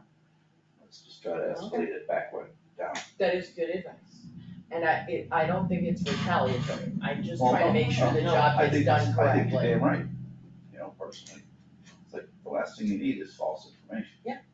It makes it very hard to, like, there's other things I'd rather be doing than double checking when I'm Yeah, told. because that. Which I have to do for other reasons anyway, but not just from the clerk. Like, we all constantly double checking each other because we all make mistakes, I get it, but Yeah. it's irksome.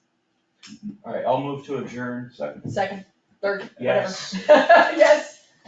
Yes, And Scott votes yes, and. oh my God, Meeting adjourned. and thank you for not piggybacking me, the joint meeting on our meeting.